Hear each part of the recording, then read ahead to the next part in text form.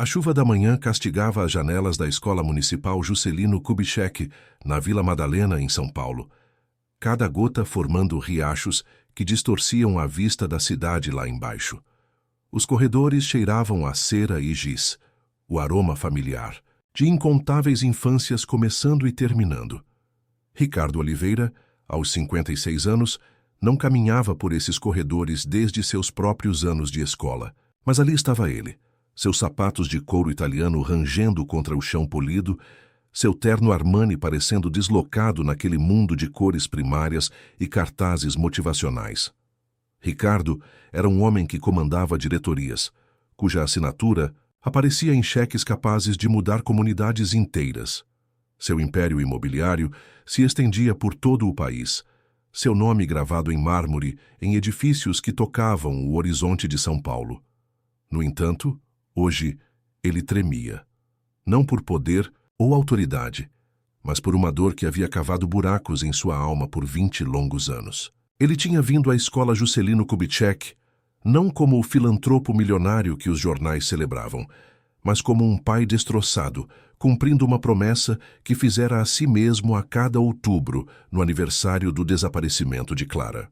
Visitar outra escola que ele havia financiado silenciosamente, para ver crianças que o lembravam dolorosamente do que havia perdido.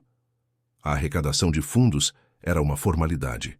Sua fundação havia doado 200 mil reais para modernizar o laboratório de tecnologia e a biblioteca da escola. Fotos seriam tiradas, sorrisos trocados e cheques seriam entregues. Então ele partiria, voltando para sua cobertura com vista para o bairro onde sua filha havia sumido durante um piquenique em um parque da Vila Mariana 20 anos atrás. 6 anos de idade, correndo atrás de borboletas, cabelo ruivo pegando sol, e então sumiu. A polícia procurou por meses. Detetives particulares seguiram pistas por 3 estados. Videntes alegaram ter visões. Nada. Clara Oliveira simplesmente evaporou, deixando para trás apenas um santuário em seu quarto que Ricardo visitava todas as noites, cantarolando a canção de ninar que eles haviam criado juntos. Fecha os olhinhos, estrelinha, dança comigo aí de cima. Enquanto Ricardo concordava com as conversas com professores e diretores, sua mente vagava. A tinta da escola era nova, o equipamento novo, mas o eco das risadas das crianças era agridoce. Cada rostinho o lembrava de Clara, a forma como seus olhos se franziam quando ela ria, como ela insistia em usar seus prendedores de cabelo de borboleta roxos todos os dias, as músicas que ela inventava sobre o gato deles, Fofinho. A dor era tão aguda hoje quanto havia sido 20 anos atrás. Ele estava se preparando para sair, tendo suportado as necessárias conversas e oportunidades para fotos, quando ouviu uma melodia flutuando de uma sala de aula no corredor, suave e familiar, mas impossível. Seus pés pararam de se mover. Sua maleta quase escorregou de seus dedos, de repente trêmulos. A voz era jovem, feminina, e cantava exatamente a canção de ninar que ele e Clara haviam criado durante aquelas histórias de ninar há muito tempo. Cada nota, cada verso improvisado que eles adicionavam juntos, cantado perfeitamente. Fecha. Os olhinhos, estrelinha, dança comigo aí de cima. No jardim dos sonhos tudo muda, vai e vem. Borboletas mostram o caminho para um dia lindo, sem igual. Sua visão embaçou. O corredor inclinou. Isso era impossível. Só ele e Clara conheciam aquela música. Eles a inventaram juntos, adicionando novos versos a cada noite. Ele nunca a cantara para mais ninguém, nunca a compartilhou nem com sua ex-esposa Margarida.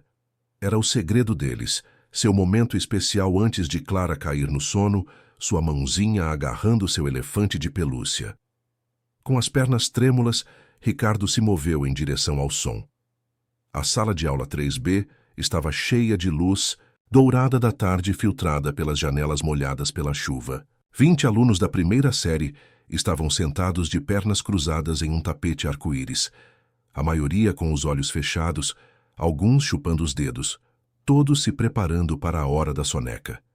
Na frente da sala, sentada na beira de uma mesa, amarela coberta com trabalhos de arte, estava uma jovem. Ela tinha cabelo castanho avermelhado preso em um rabo de cavalo simples, revelando um rosto que fez o coração de Ricardo parar. maçãs do rosto altas, olhos verdes que brilhavam mesmo quando cansados, uma pequena cicatriz acima da sobrancelha esquerda. Ela usava um vestido azul simples e sapatilhas sensatas, sua voz suave como mel enquanto cantava sua música. A música, a dele e de Clara, para ajudar aquelas crianças a dormir. Quando a última nota se foi e a maioria das crianças já tinha adormecido, ela olhou para cima e viu Ricardo parado na porta. Seus olhos se arregalaram ligeiramente, provavelmente se perguntando por que aquele empresário excessivamente vestido estava rondando fora de sua sala de aula. Ela sorriu incertamente e fez um gesto para que ele esperasse enquanto ela diminuía as luzes e colocava uma música clássica suave para a soneca das crianças. Desculpe, ela sussurrou ao entrar no corredor, fechando a porta parcialmente atrás de si. Fui muito alta? Tento manter a voz baixa para a hora da soneca, mas às vezes a música ecoa. Ricardo olhou para ela, incapaz de falar. De perto, a semelhança era ainda mais marcante. O formato de seu rosto, a maneira como ela colocava, uma mecha de cabelo atrás da orelha, a tonalidade exata de seus olhos. Era como olhar para um fantasma. Não um fantasma, como olhar para Clara crescida. Aquela música, ele conseguiu dizer, sua voz rouca. Onde você aprendeu? A mulher, sua identificação dizia, Senhorita Adams. Pareceu confusa. É só algo que eu sempre soube. Minha mãe costumava cantar para mim quando eu era muito pequena, antes de ela morrer. Eu realmente não me lembro dela, mas lembro daquela canção de ninar. É uma das minhas primeiras lembranças. Os joelhos de Ricardo quase cederam. Sua mãe, qual era o nome dela? Maria Adams, mas eu mal me lembro dela. Ela morreu quando eu tinha 6 anos, e fui criada por minha avó depois disso. Depois por famílias adotivas, quando a vovó ficou doente. Ela estudou seu rosto com preocupação. Senhor, o senhor está bem? Está pálido. Quer um pouco de água? Qual é o seu primeiro nome? Ricardo sussurrou. Clara. Clara Adams. O mundo se moveu sob seus pés. Não Clara, mas Clara. Perto o suficiente para fazer seu coração disparar. Perto o suficiente para fazê-lo se perguntar. Mas aquela jovem estava claramente na casa dos 20 anos. Não com 26 anos como Clara teria agora. Mesmo assim, a música, a semelhança, o nome, não poderia ser coincidência. Sinto muito, deveria me apresentar, ele disse, estendendo uma mão trêmula. Ricardo Oliveira. Minha fundação forneceu financiamento para o seu laboratório. De tecnologia. Seu rosto se iluminou com reconhecimento. Ah, Sr. Oliveira, muito obrigada. As crianças adoram os computadores novos. Quer ver o que elas têm feito? Na verdade, Ricardo hesitou, tentando se recompor. Aquela canção de ninar que você estava cantando. É muito especial para mim. Minha filha costumava cantar. Ela está desaparecida há 20 anos? A expressão de Clara mudou da curiosidade para a simpatia. Oh, meu Deus, sinto muito. Isso deve ser incrivelmente difícil. Ela tinha 6 anos quando desapareceu. Durante um piquenique em um parque da Vila Mariana. O nome dela era... Clara? O rosto de Clara empalideceu. Clara, esse é quase o meu nome. Sim, e ela adorava essa música. Nós a criamos juntos. Ricardo observou seu rosto atentamente. Você disse que tinha 6 anos quando sua mãe morreu? Sim, mas... Claire recuou um pouco, a confusão franzindo a testa. Senhor Oliveira, esta é uma conversa muito estranha. O senhor está sugerindo... Não sei o que estou sugerindo, admitiu Ricardo. Mas você tem que admitir, as coincidências são notáveis. A música, o nome, a idade... Conte-me sobre sua primeira infância. Do que você se lembra? Claire envolveu os braços em volta de si mesma. Não muita coisa, na verdade. Lares, adotivos principalmente. Me disseram que minha mãe morreu em um acidente de carro e que eu não tinha outra família. Minha avó cuidou de mim por um tempo, mas ela tinha demência e não conseguia mais. Fui pulando de casa em casa até completar a maioridade e sair do sistema. Você tem alguma foto? Algum registro de antes da morte da sua mãe? Algumas coisas, algumas fotos que estão bem desbotadas. Um relicário que supostamente pertencia à minha mãe. Ela tocou o pescoço inconscientemente. Por que está me perguntando isso? A mente de Ricardo disparou. Ele precisava ter cuidado. Ele não podia simplesmente invadir a sala de aula daquela jovem e mudar toda a sua compreensão sobre sua identidade com base em uma música e uma semelhança. Mas também não podia ir embora. Não quando ela poderia ser Clara. Não quando ela poderia ser sua filha. Gostaria de te conhecer melhor, disse ele finalmente. Você se interessaria em jantar comigo algum dia? Eu poderia te contar mais sobre minha filha, sobre o que aconteceu. E talvez você pudesse me contar mais sobre sua infância. Claire hesitou, claramente incerta sobre aceitar um convite para jantar de um estranho rico que parecia convencido de que ela poderia ser outra pessoa. Senhor Oliveira, agradeço a oferta, mas tudo isso é muito perturbador. O senhor está sugerindo que eu possa ser, mas isso é impossível. Eu sei quem eu sou. É claro que sabe, disse Ricardo rapidamente. Não estou tentando te chatear. É só que perder Clara foi a pior coisa que já me aconteceu. E quando eu te ouvi cantando nossa música, eu precisei saber mais. O sinal da escola tocou, indicando o fim da hora da soneca. Pela porta da sala de aula, Ricardo podia ouvir as crianças começando a se mexer. Claire parecia dividida entre voltar para seus alunos e continuar essa conversa surreal. Preciso voltar para a minha turma, disse ela, mas talvez pudéssemos conversar mais. Não jantar agora, mas um café, talvez. Tem uma cafeteria perto da escola, a livraria da vila. Costumo ir lá depois do trabalho às sextas-feiras. Sim, disse Ricardo ansiosamente. Sim, eu gostaria muito. Ok, nesta sexta-feira, por volta das 16h30. Estarei lá por cerca de 1 hora. Ricardo entregou a ela seu cartão de visitas, suas mãos ainda tremendo um pouco. Obrigado, senhorita Adams.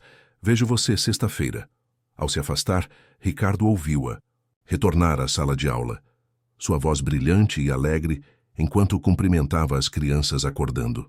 Mas em sua mente, tudo o que ele podia ouvir era ela cantando aquela canção de ninar. A nossa canção de ninar.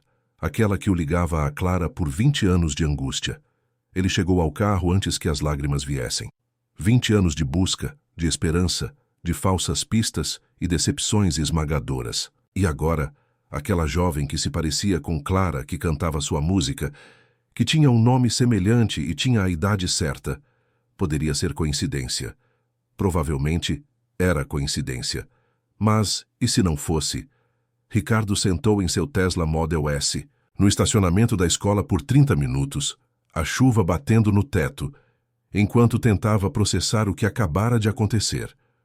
Quando finalmente se recompôs o suficiente para dirigir, ele teve um plano. Ele ligaria para seu detetive particular, Marcus Chen, o homem que passou anos perseguindo pistas sobre o desaparecimento de Clara. Marcus o ajudaria a investigar Claire Adams discretamente. Eles seriam cautelosos, minuciosos e, acima de tudo, respeitosos com aquela jovem que poderia ser uma estranha ou poderia ser sua filha. Mas primeiro ele precisava fazer algo que não fazia há 2 anos. Ele precisava visitar o quarto de Clara, o santuário que ele mantinha em sua cobertura, exatamente como ela o havia deixado há 20 anos. Ele precisava sentar entre seus bichos de pelúcia e brinquedos e lembrar cada detalhe da música que eles haviam criado juntos, para ter certeza de que não havia imaginado a combinação perfeita.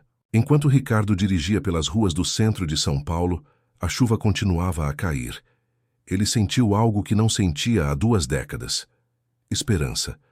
Era frágil e aterrorizante, mas estava lá, crescendo a cada quilômetro. Talvez, só talvez, a canção de ninar que assombrava seus sonhos por 20 anos finalmente o tivesse levado para casa. Naquela noite, Ricardo estava no quarto preservado de Clara, um quarto que existia fora do tempo em seu apartamento na cobertura. Tudo permaneceu exatamente como estava na manhã em que ela desapareceu.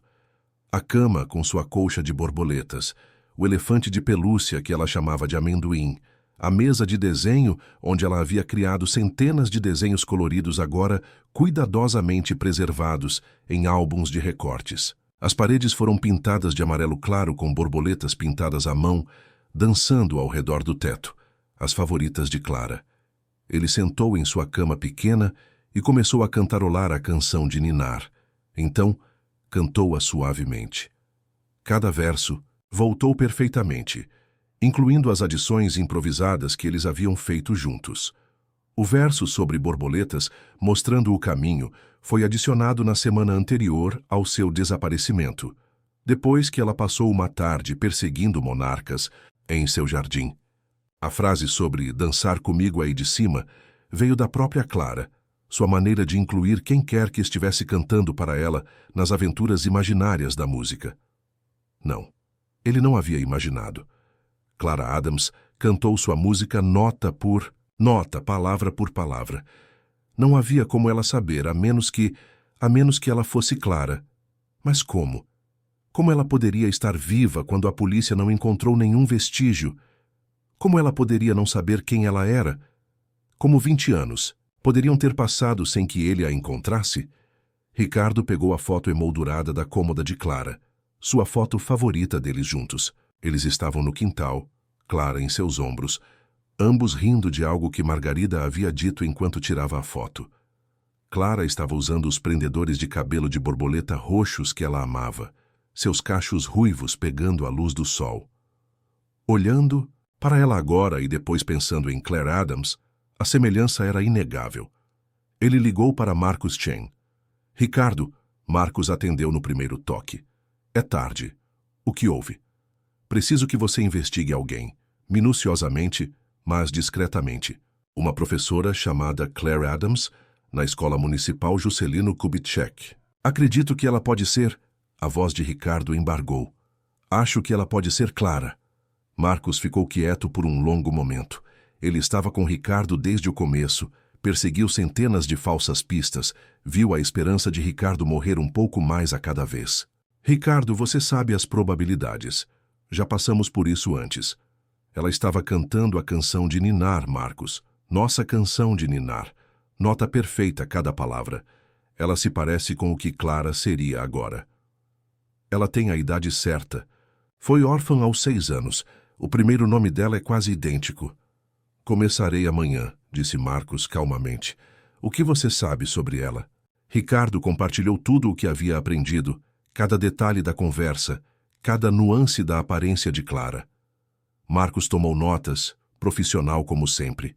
Serei minucioso, prometeu Marcus. Mas, Ricardo, prepare-se. É provavelmente uma coincidência. Eu sei, disse Ricardo. Mas e se não for? Naquela noite, Ricardo não conseguiu dormir. Ele andava de um lado para o outro em sua cobertura, alternando entre esperança e desespero. Ele já havia se machucado antes com falsos alarmes, mulheres que vagamente se pareciam com Clara, que haviam sido encontradas nos momentos certos, nos lugares certos. Cada vez, os testes de DNA haviam esmagado suas esperanças. Cada vez, a decepção tinha sido mais difícil de suportar. Mas desta vez, a sensação era diferente. A canção de ninar não era algo que pudesse ser explicado por coincidência. Não era uma música popular ou uma canção de ninar tradicional. Era, deles, criada no espaço sagrado entre pai e filha, compartilhada com mais ninguém. Se Clara Adams a conhecia, só havia uma explicação. Na manhã seguinte, Ricardo chegou ao escritório mais cedo, mas não conseguiu se concentrar. Sua assistente, Helena, notou imediatamente. — Senhor Oliveira, o senhor parece exausto. Devo remarcar suas reuniões? — Não, disse Ricardo. Depois reconsiderou. — Na verdade, sim. Cancele tudo hoje. Preciso de um tempo para pensar. Em vez de trabalhar, Ricardo se viu dirigindo por São Paulo, passando por lugares onde havia procurado Clara 20 anos atrás. O parque da Vila Mariana, onde ela havia desaparecido. A delegacia de polícia onde ele esperou horas por atualizações. Os bairros onde voluntários haviam postado milhares de panfletos. Cada local trouxe de volta ondas de memória e dor. Ele parou na cafeteria que Clara havia mencionado, a livraria da vila, 2 dias antes do encontro planejado.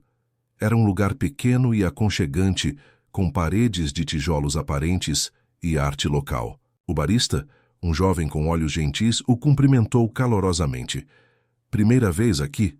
Perguntou enquanto Ricardo pedia um café preto. Sim, uma professora da escola municipal, Juscelino Kubitschek, recomendou. Ah, deve ser a senhorita Adams. Ela vem aqui quase todas as sextas-feiras. Uma senhora gentil, as crianças a adoram. O coração de Ricardo deu um pulo. Você a conhece bem? O suficiente. Ela vem aqui há um par de anos. Sempre pede a mesma coisa.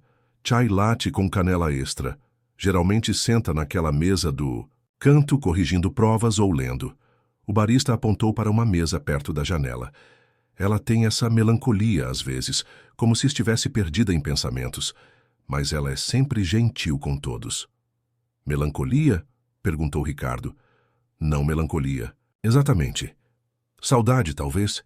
Como se estivesse pensando em algo distante. Minha namorada, que também é professora, diz que algumas pessoas carregam dores antigas consigo. Talvez todos carreguem. Ricardo agradeceu o barista e saiu, com a mente a mil. Dores antigas. Saudade. Clara Adams estaria pensando em memórias, que ela não conseguia entender direito. Ela estaria carregando o peso inconsciente de uma infância roubada. Marcos ligou na quarta-feira de manhã com seu primeiro relatório. A história dela bate na superfície, disse ele. Clara Adams, 26 anos, nascida em Rockford, Illinois. Mãe Maria Adams morreu em um acidente de carro quando Clara tinha 6 anos. Pai desconhecido. Criada pela avó Sarah Adams, por 6 meses antes de ser colocada em um lar adotivo. Registros do Departamento de Crianças e Serviços Familiares mostram várias colocações ao longo de sua infância. Mas Ricardo sentiu que havia mais. Os registros são escassos, quase incomuns. Nenhum registro hospitalar desde o nascimento, nenhum registro escolar antes dos 7 anos. Não é incomum, especialmente para crianças que estiveram no sistema, mas é notável. E a avó? Sarah Adams morreu há 8 anos, Alzheimer, mas estou rastreando ex-cuidadores e tentando encontrar outros registros. E o acidente de carro, a morte da mãe? Aqui é que fica interessante. Encontrei o relatório do acidente.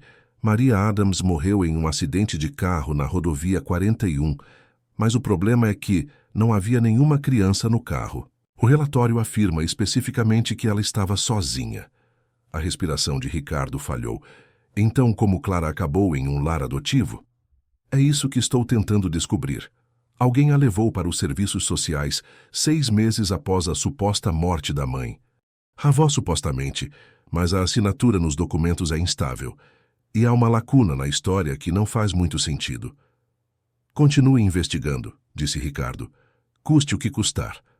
Ricardo, a voz de Marcos era suave. Tenho que perguntar.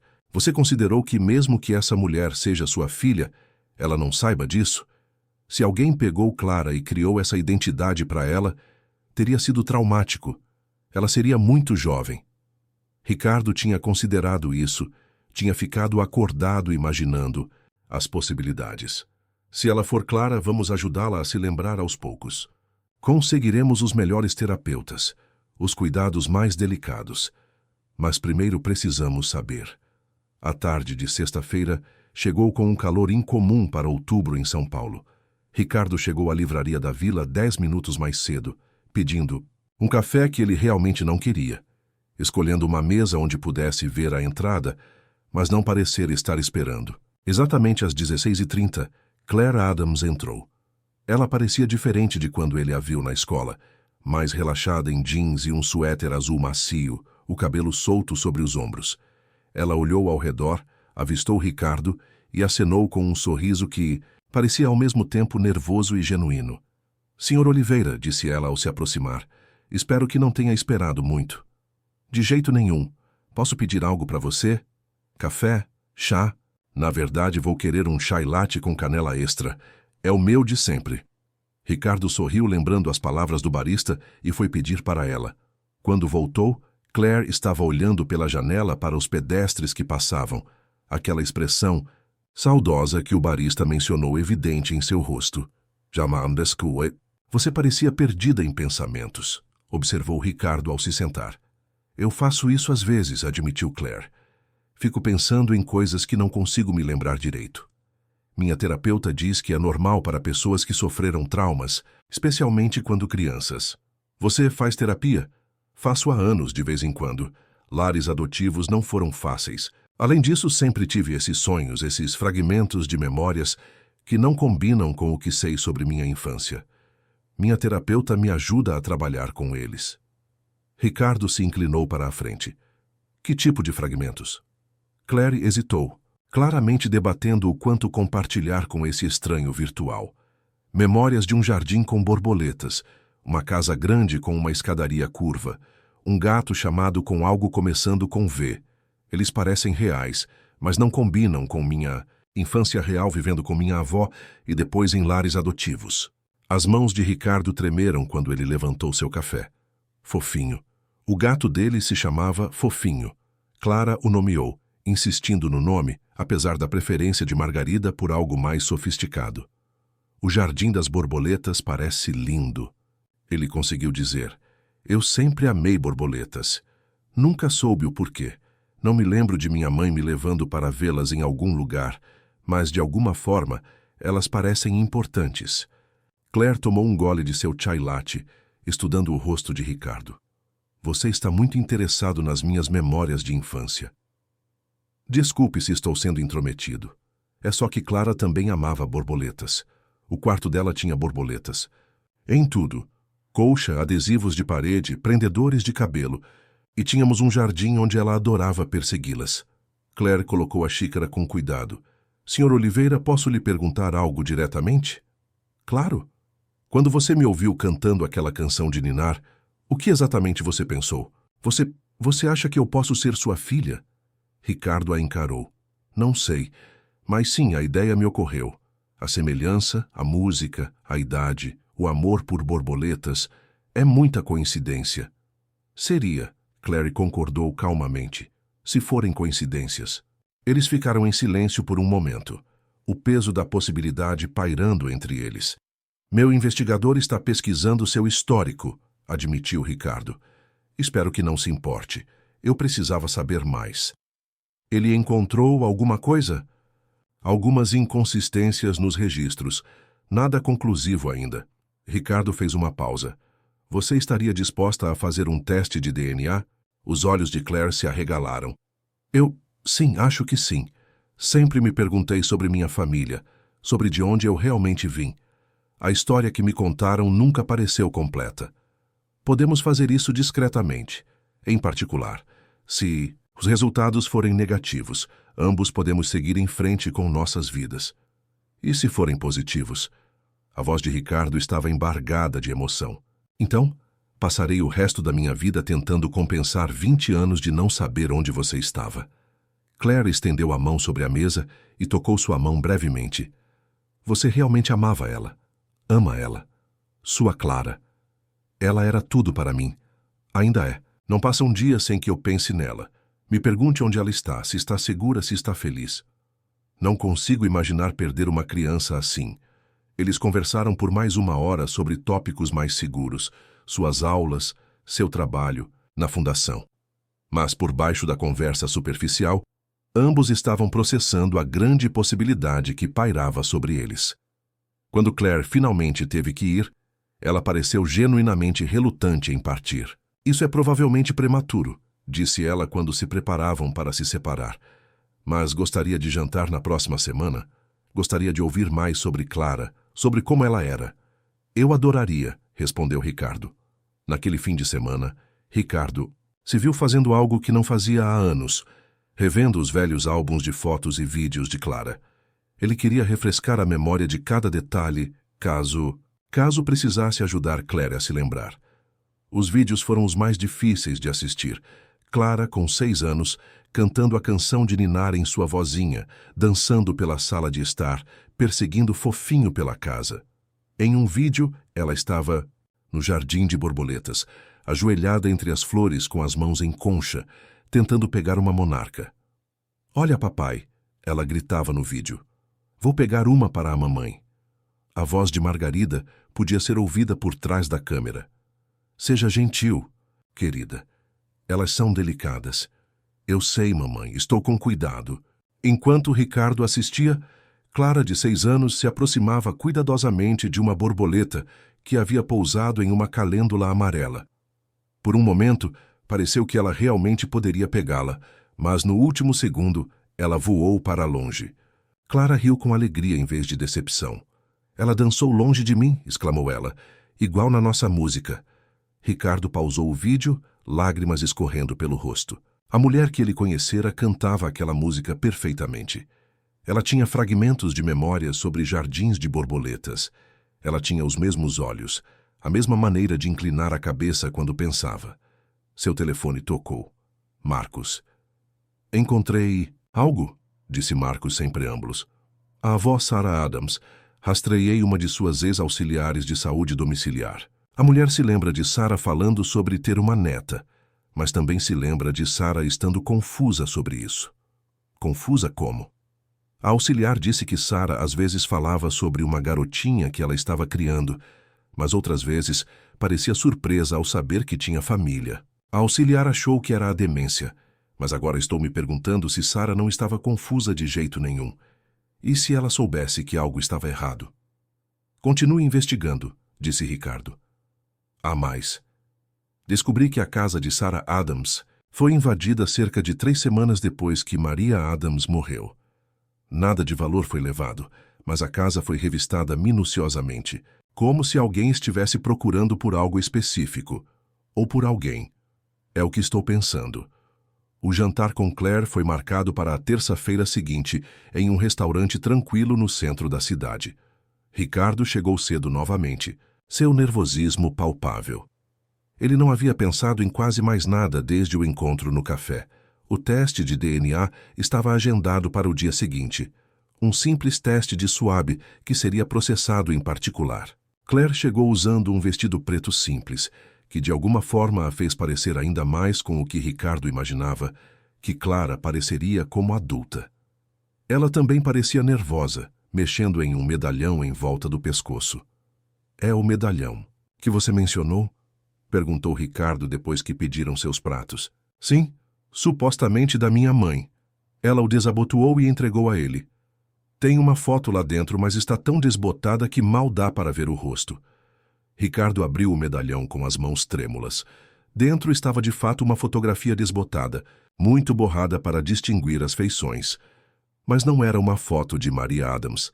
Ricardo tinha quase certeza de que era uma foto de Clara quando criança. Ele tinha visto fotos de sua filha bebê o suficiente para reconhecer a forma, mesmo desbotada e danificada pela água. "Você já tentou restaurar a foto? Talvez digitalmente a melhorar?" Pensei nisso, mas também tive medo. E se não mostrar o que espero? Ricardo entendia essa medo intimamente. Quantas vezes ele havia evitado olhar muito de perto as evidências sobre Clara, com medo de esperanças falsas ou decepções devastadoras. "Clara", ele disse cuidadosamente, "amanhã saberemos com certeza se você é Clara. Como você se sente em relação a isso?" Ela ficou quieta por um longo momento.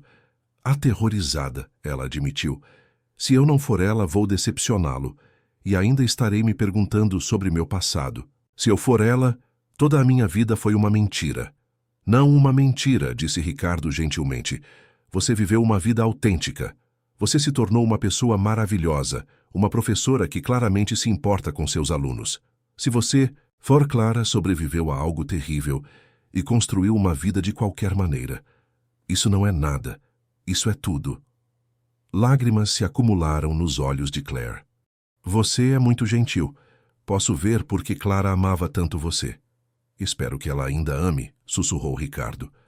No dia seguinte, eles se encontraram no escritório de Marcos para o teste de DNA. Foi surpreendentemente simples, apenas um esfregaço na bochecha que forneceria respostas definitivas em 48 horas. Dr. Martinez, o geneticista que Marcos havia contatado, explicou o processo enquanto administrava o teste. "Vamos comparar seus marcadores de DNA com os do Sr. Oliveira. Se Claire é sua filha biológica, haverá marcadores genéticos inequívocos que combinarão. O teste é 99,9% preciso." Depois que as amostras foram coletadas, não havia nada a fazer além de esperar. Ricardo convidou Claire para almoçar, mas ela recusou, dizendo que precisava de um tempo sozinha. Vou ligar assim que tivermos os resultados, prometeu Ricardo. Aquelas 48 horas foram as mais longas da vida de Ricardo. Ele não conseguia comer, não conseguia dormir, não conseguia se concentrar em nada. Ele se viu andando de um lado para o outro no quarto preservado de Clara, olhando para fotos de bebê, fotos adultas dele mesmo, tentando imaginá-las sobrepostas ao rosto de Claire. Marcos ligou às 14h47 da quinta-feira. Ricardo, ele disse com a voz estranha, você precisa sentar. Apenas me diga. Ela é sua filha. O teste é conclusivo. Claire Adams é Clara Oliveira. Ricardo afundou na cadeira, o telefone escorregando de seus dedos de repente trêmulos. Era verdade. O impossível era verdade. Sua filha estava viva. Ela estava viva e estava ensinando a primeira série em São Paulo e estava a 24 quilômetros de distância dele há anos. Ele pegou o telefone. Marcos, você tem certeza? Olhei os resultados 3 vezes. Não há dúvida. Ela é sua filha, Ricardo. Clara está viva. Ricardo irrompeu em lágrimas. Os soluços profundos e dilacerantes de 20 anos de luto finalmente liberados. Sua filha estava viva. Ela estava segura. Ela era maravilhosa. Ela estava perto o suficiente para tocar. Mas como ela tinha acabado, como Claire Adams, como ela havia se perdido para ele por 20 anos, e como ele ia dizer a ela que tudo o que ela pensava saber sobre sua vida estava errado. Ricardo ligou para Claire imediatamente após se controlar. É positivo, disse ele, quando ela atendeu. Claire, você é minha filha. Você é Clara. O silêncio do outro lado durou tanto que Ricardo pensou que a ligação havia caído. Claire, você está aí? Estou aqui, ela sussurrou. Eu só não sei como me sentir. Parte de mim esperava, mas parte de mim não consegue acreditar que seja verdade. Podemos nos encontrar? Acho que precisamos conversar sobre isso pessoalmente. Sim, vamos nos encontrar. Meu apartamento, talvez? Acho que não consigo lidar com essa conversa em público. Ricardo estava no endereço dela em 1 hora. Claire morava em um apartamento pequeno, mas arrumado na Vila Madalena, a uma curta distância da escola municipal Juscelino Kubitschek. Ela atendeu a porta com os olhos vermelhos e um lenço na mão, claramente tendo chorado desde que conversaram. Entre, disse ela suavemente. Seu apartamento era modesto, mas aconchegante, cheio de obras de arte dos alunos e fotos das turmas, que ela havia ensinado. Em uma estante, Ricardo notou vários itens com tema de borboletas. Uma estatueta de cerâmica, um livro de fotos chamado Borboletas da América do Norte, uma almofada bordada com monarcas. Mesmo sem se lembrar, você ainda se sentia atraída por elas, observou Ricardo. Claire assentiu. Nunca entendi o porquê. Agora faz sentido.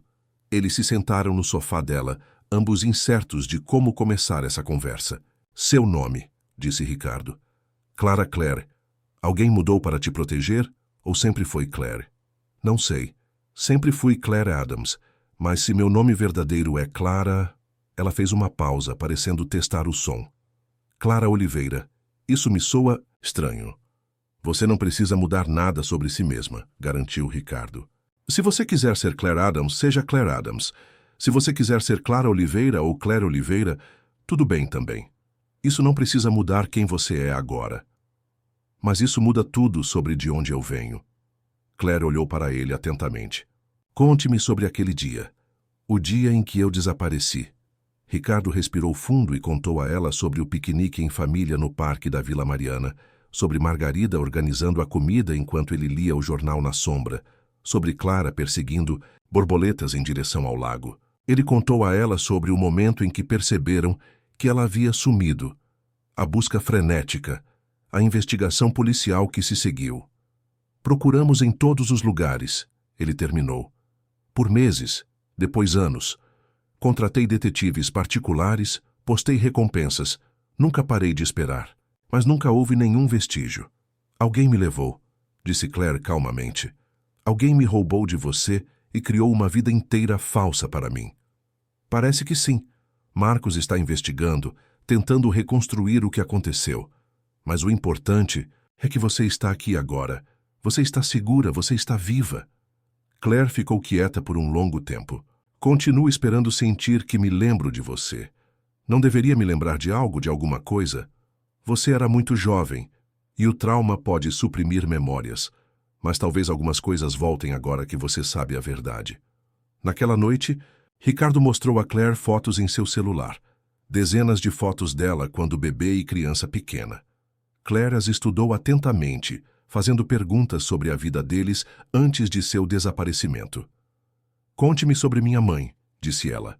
Sua ex-esposa. Ricardo hesitou. Seu relacionamento com Margarida havia terminado mal após o desaparecimento de Clara. A dor os havia afastado, cada um culpando o outro, cada um incapaz de oferecer conforto enquanto se afogavam em sua própria dor. O nome dela é Margarida. Ela é advogada. Nos divorciamos cerca de 5 anos depois que você desapareceu. O estresse de perder você, a investigação, o luto, destruiu nosso casamento. Ela sabe sobre mim? Que me encontraram? Ainda não. Queria conversar com você primeiro, ter certeza de que estava pronta antes de trazer mais pessoas para isso. Claire assentiu. Preciso de um tempo para processar isso. É muita coisa. Claro. Vamos no ritmo que você se sentir confortável. Quando Ricardo se preparava para sair, Claire o abraçou. Foi estranho no começo. 2 estranhos que eram pai e filha tentando navegar na intimidade que nunca tiveram a chance de desenvolver. Mas, por um momento, Ricardo capturou um traço da conexão que eles haviam compartilhado e teve que conter as lágrimas. Os dias seguintes foram um turbilhão de emoções e descobertas. A investigação de Marcos revelou detalhes mais perturbadores. Maria Adams tinha sido amiga da ex-babá deles, Rosa Martinez, que desapareceu imediatamente após o sumiço de Clara. Rosa era do México, havia trabalhado para várias famílias ricas em São Paulo e sempre pareceu dedicada a Clara. Achamos que Rosa levou Clara e a entregou para Maria Adams criar, explicou Marcos durante uma reunião no escritório de Ricardo. Maria Adams era infértil, sempre quis ter filhos. Rosa provavelmente contou a ela alguma história sobre Clara ter sido abandonada ou indesejada. Mas por quê? Perguntou Ricardo. O que Rosa ganhou com isso? Dinheiro, muito provavelmente. Houve um grande saque de uma conta offshore ligada a Rosa, pouco antes de ela desaparecer. Alguém a pagou para levar Clara. Quem faria isso? Marcos pareceu desconfortável. Ainda estamos investigando, mas havia vários rivais de negócios que guardavam rancores contra você na época. Levar sua filha teria sido a vingança final. Ricardo se sentiu enjoado. Alguém havia roubado sua filha como vingança contra ele. Clara havia passado 20 anos vivendo uma mentira por causa dos negócios dele, porque alguém queria feri-lo da maneira mais cruel possível. Claire recebeu a notícia melhor do que Ricardo esperava. De certa forma, faz sentido, disse ela quando ele contou o que haviam descoberto. Sempre senti que faltavam pedaços da história da minha infância. Isso explica alguns deles. Eles estavam tomando café novamente na livraria da vila, que se tornou o local de encontro deles.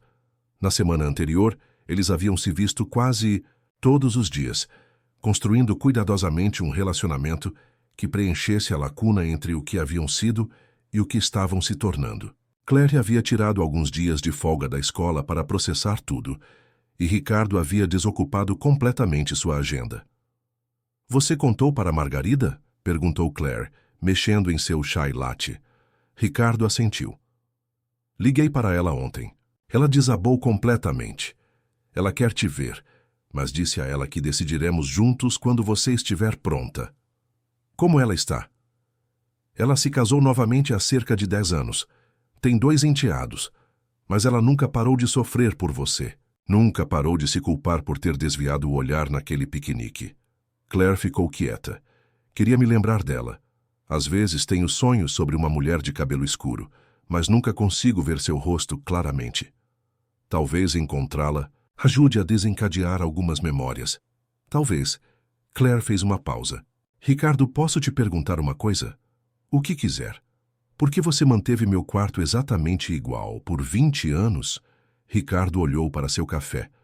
No começo foi esperança. Achei que você voltaria para casa e nada teria mudado. Depois, tornou-se, não sei, um santuário, eu acho.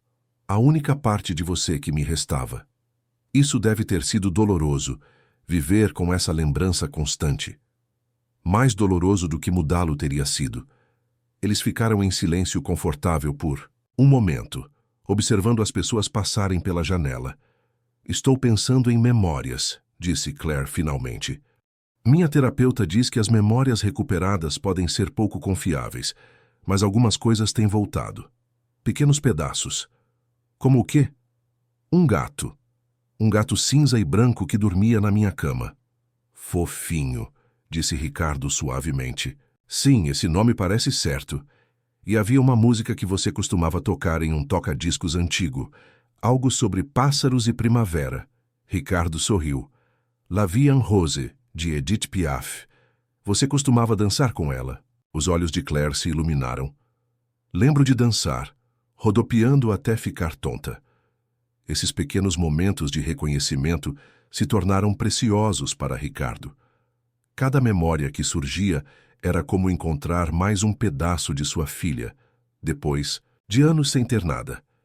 Marcos continuou sua investigação, descobrindo mais sobre a trama. A pessoa por trás do sequestro de Clara acabou sendo James Cardwell, um ex-sócio de negócios que se sentiu traído por Ricardo durante um grande negócio imobiliário.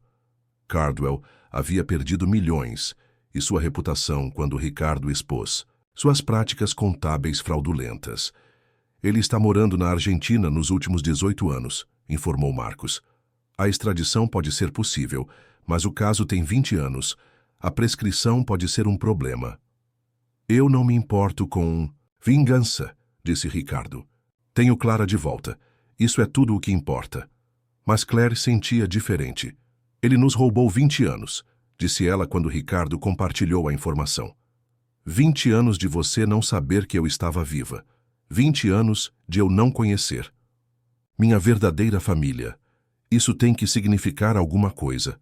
Ricardo entendeu sua raiva. Ele também sentia, mas estava mais focado no futuro do que no passado. Vamos buscar o que pudermos legalmente, mas não quero perder mais tempo com ódio e batalhas legais. Quero conhecer minha filha. Claire sorriu com isso. Gosto quando você me chama assim, sua filha. Está começando a parecer real. 2 semanas após a confirmação do DNA, Claire se sentiu pronta para conhecer Margarida. Eles combinaram de se encontrar na cobertura de Ricardo, onde poderiam ter privacidade e onde Margarida poderia ver o quarto preservado de Clara. Ricardo estava nervoso enquanto esperava Margarida chegar. Ele havia contado a ela inúmeros detalhes sobre como encontrou Claire, mas vê-la tornaria tudo real de uma forma que as palavras não podiam. Margarida chegou exatamente na hora, parecendo mais velha do que seus 54 anos, mas ainda elegante da maneira que Ricardo se lembrava. Ela usava o mesmo perfume que preferia 20 anos atrás, e seus cabelos escuros estavam mais curtos, mas estilizados de maneira semelhante. Ela sempre foi linda, pensou Ricardo, mas a dor havia gravado linhas ao redor de seus olhos que falavam de anos de tristeza. Ela está realmente aqui? Perguntou Margarida, sua voz mal um sussurro. Ela está realmente aqui. Claire surgiu da cozinha, onde estava esperando, provavelmente tão nervosa quanto eles. No momento em que Margarida a viu, ela engasgou e cobriu a boca com as 2 mãos. Oh, meu Deus! Oh, meu Deus! É realmente você! A semelhança entre mãe e filha era inegável agora que estavam juntas. Claire tinha a coloração de Ricardo, mas a estrutura facial de Margarida, as mesmas maçãs do rosto elegantes e o pescoço gracioso. Olá, Margarida, disse Claire suavemente. Margarida irrompeu em lágrimas. Sinto muito. Desviei o olhar por um momento. Me culpei todos os dias por 20 anos. Claire deu um passo à frente sem hesitar e abraçou sua mãe. Não foi culpa sua, você não podia saber o que ia acontecer. Elas se abraçaram e choraram, 20 anos de dor e culpa transbordando em lágrimas que falavam mais alto que as palavras. Depois que todos se recomporam, Ricardo sugeriu mostrar a Claire seu antigo quarto. Os três ficaram na porta, contemplando a infância preservada que esperou 2 décadas para ser reivindicada. Está exatamente como eu deixei, murmurou Margarida. Você guardou tudo. Eu guardei tudo, confirmou Ricardo. Claire entrou lentamente, tocando as coisas suavemente como se pudessem desmoronar. Ela pegou o elefante de pelúcia, amendoim, e o segurou perto. Lembro disso, disse ela suavemente. Eu costumava dormir com ele todas as noites. Ela se moveu para a mesa de desenho e encontrou os antigos giz de cera, ainda em sua caixa. Abrindo-a, ela puxou um giz de cera roxo e sorriu. Roxo era meu favorito. Ainda é, observou Ricardo. Sua sala de aula está cheia de decorações roxas. Claire olhou para ele admirada. Você está certo. Sempre me senti atraída pelo roxo sem saber por quê. Margarida pegou um dos desenhos emoldurados da mesa de Clara. Você desenhou isso para mim no meu aniversário. Você disse que era toda a nossa família como borboletas. Claire estudou. O desenho infantil de bonecos palito com asas de borboleta. Lembro de desenhá-lo. Lembro de querer ser uma borboleta para poder voar para lugares mágicos. Você disse que queria voar para onde todas as flores moravam, acrescentou Margarida. Lentamente, cuidadosamente, mais memórias surgiram. Sentados nesta mesa, Margarida, ajudando com um quebra-cabeça. Ricardo lendo histórias para dormir com vozes diferentes para cada personagem. Noites de cinema em família na sexta-feira com pipoca e chocolate quente. Éramos felizes, disse Ricardo. Éramos, concordou Margarida. Claire olhou para eles. Por que vocês se divorciaram? Eles trocaram olhares, comunicando-se em silêncio como casais que compartilharam uma grande tragédia costumam fazer. A dor afeta as pessoas de maneiras diferentes, explicou Ricardo. Eu me joguei na busca por você, contratando investigadores, seguindo cada pista. Sua mãe preferia trabalhar com a polícia oficialmente. Lidamos com isso de forma diferente e, em vez de nos apoiarmos, nos afastamos. Eu o culpei por atender aquela ligação durante o piquenique, admitiu Margarida. Ele me culpou por não te vigiar de perto o suficiente. Na verdade, ambos nos culpamos, mas foi mais fácil culpar um ao outro. Claire assentiu pensativamente. Minha terapeuta diz que o trauma pode unir as pessoas ou afastá-las. Não há vergonha em seguir qualquer caminho. O primeiro jantar em família em 20 anos foi marcado para o domingo seguinte, na casa de Ricardo. Margarida traria seu marido, William, e seus enteados também viriam. Ricardo estava nervoso em compartilhar Claire com mais pessoas, mas sabia que a família tinha que se expandir, além dos 3. No sábado à noite, Ricardo se encontrou no quarto de Clara novamente, mas desta vez ele não estava sozinho. Claire estava lá, sentada no chão com álbuns de fotos espalhados ao seu redor. Não consigo acreditar que isso exista, disse ela, estudando uma foto dela mesma, soprando as velas em um bolo de aniversário. É como encontrar a prova de uma vida que esqueci. Ricardo sentou-se ao lado dela no chão. Você tinha 4 anos ali. Você insistiu no tema borboleta para tudo. Algumas coisas nunca mudam. Claire virou a página e encontrou uma foto dela com um fofinho. O que aconteceu com ele? Ele viveu até os 18 anos. Morreu há cerca de 5 anos. Ele dormia aqui, quase todas as noites, como se estivesse esperando por você também. Claire enxugou uma lágrima. Sinto muito por ter perdido a vida dele. Ele viveu bem, mimado provavelmente. Eles olharam mais álbuns, Ricardo compartilhando histórias sobre cada foto. As festas de aniversário de Clara, as férias em família, os dias comuns que pareciam banais na época, mas agora representavam um precioso tempo perdido. Sabe o que é estranho? Disse Claire. Não estou com raiva dos anos perdidos. Estou triste, mas não com raiva. Isso é errado? Não há maneira errada de sentir, garantiu Ricardo. Você construiu uma boa vida para si mesma. Você é uma professora incrível, ajudou inúmeras crianças. Talvez este seja apenas mais um capítulo, não um apagamento de tudo antes. Claire sorriu com isso. Gosto de pensar assim. Os capítulos anteriores não foram mentiras, apenas incompletos. O jantar de domingo foi surreal. O marido de Margarida, William, foi gentil e amável, compreendendo a magnitude da situação. Seus enteados, agora adolescentes, estavam inicialmente tímidos, mas rapidamente se aproximaram de Claire quando ela mostrou a eles fotos de sua sala de aula. "Você ensina as crianças a ler?" perguntou Sarah, a enteada de 16 anos de Margarida. "Sim, e elas me ensinam algo novo todos os dias. Minha mãe é voluntária em um programa de alfabetização", ofereceu Sarah, desde que ela descobriu sobre o seu trabalho. Margarida corou levemente. "Depois que perdemos Clara, comecei a fazer trabalho voluntário em organizações infantis. Ajudou com a dor." Ricardo entendeu. Margarida havia canalizado sua dor para ajudar outras crianças, enquanto ele havia canalizado a dele para preservar a memória de Clara. Ambos estavam tentando honrá-la à sua maneira. A noite transcorreu sem problemas, com a conversa fluindo mais naturalmente do que qualquer um deles esperava. Claire se encaixou perfeitamente em ambas as famílias, preenchendo a lacuna entre a dor solitária de Ricardo e a família ampliada de Margarida.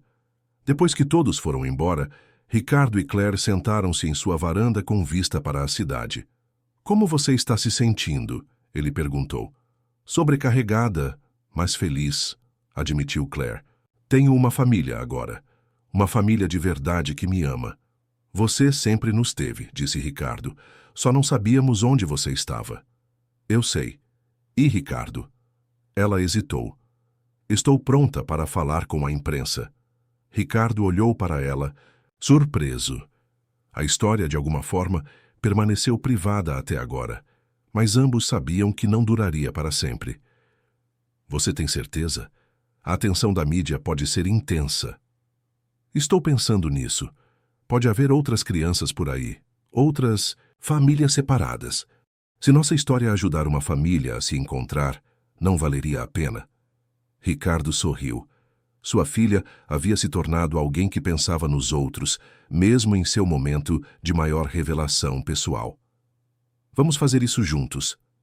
"O que você quiser. Compartilhar como quiser compartilhar." "Juntos", concordou Claire.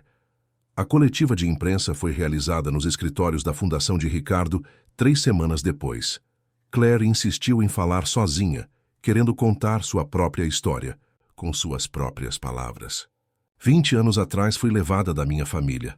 Ela começou, com a voz firme apesar das câmeras. Vivi uma boa vida como Claire Adams, amada por pessoas que acreditavam que eu era outra pessoa. No mês passado, descobri a verdade sobre quem eu realmente sou. Ela falou eloquentemente sobre a importância de nunca perder a esperança, sobre a resiliência do espírito humano, sobre famílias separadas pela tragédia. As perguntas da imprensa foram em sua maioria respeitosas, embora alguns pedissem mais detalhes sobre o sequestro. "Estou optando por me concentrar em seguir em frente, não na raiva sobre o passado", disse Claire em resposta a uma dessas perguntas. "Recebi o dom de tempo com minha família biológica, e é isso que importa agora." A história estampou os noticiários nacionais. O telefone de Ricardo não parou de tocar por dias, com pedidos de entrevistas, propostas de livros e consultas sobre direitos cinematográficos. Ele recusou todos, encaminhando todos para a declaração oficial da Fundação. Mais importante, a história levou a 3 reuniões familiares há muito perdidas. Famílias que viram as notícias entraram em contato com suas próprias histórias, levando a descobertas que reuniram outras famílias separadas.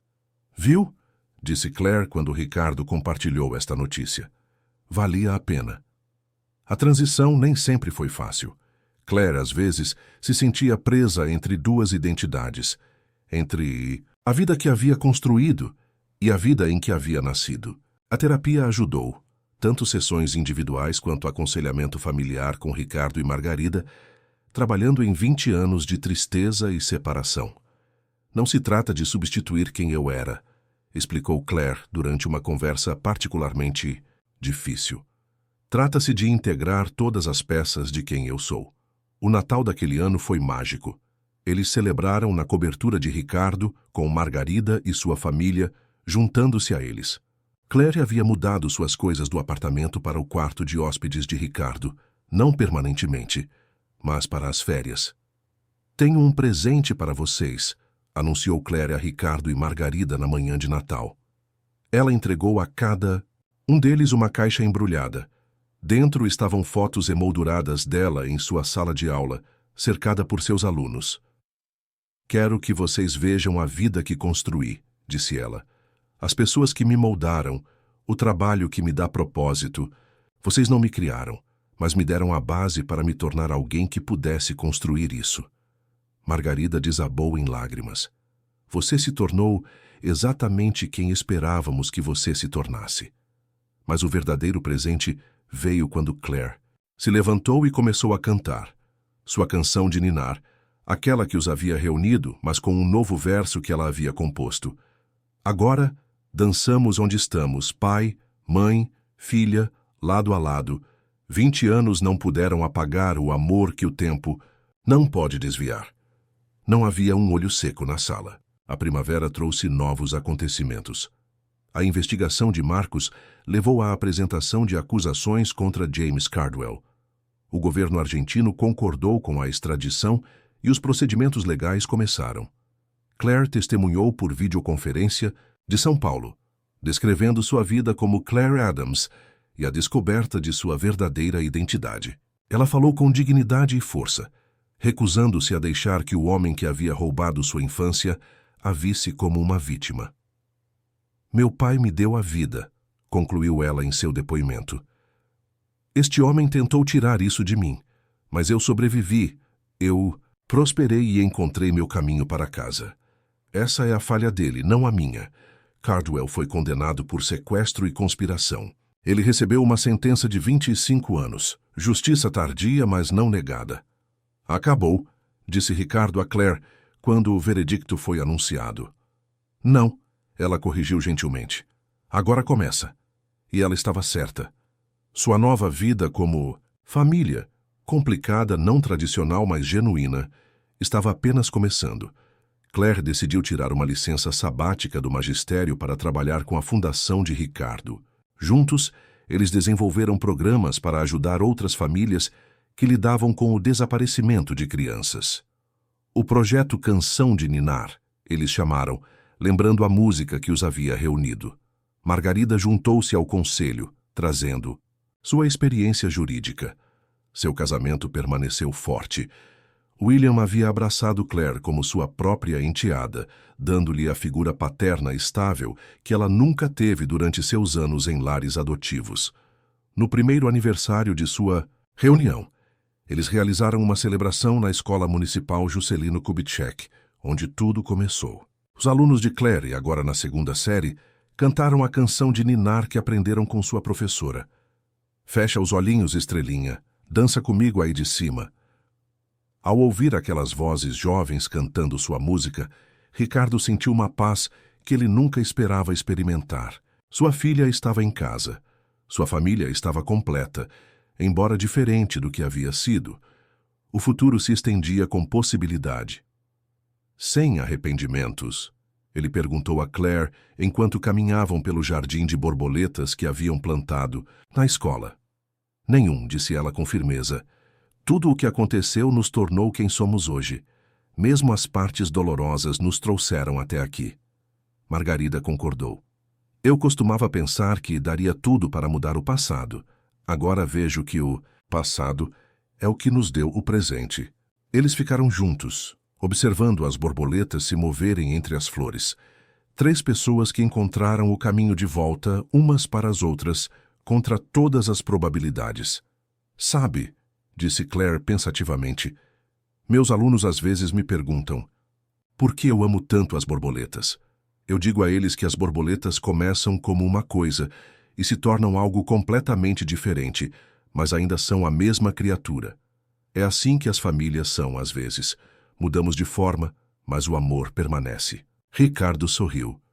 Sua filha, qualquer nome que ela escolhesse usar, havia herdado sua reflexão e a sabedoria de Margarida. Ela havia se tornado alguém extraordinária, moldada pela perda, mas não definida por ela.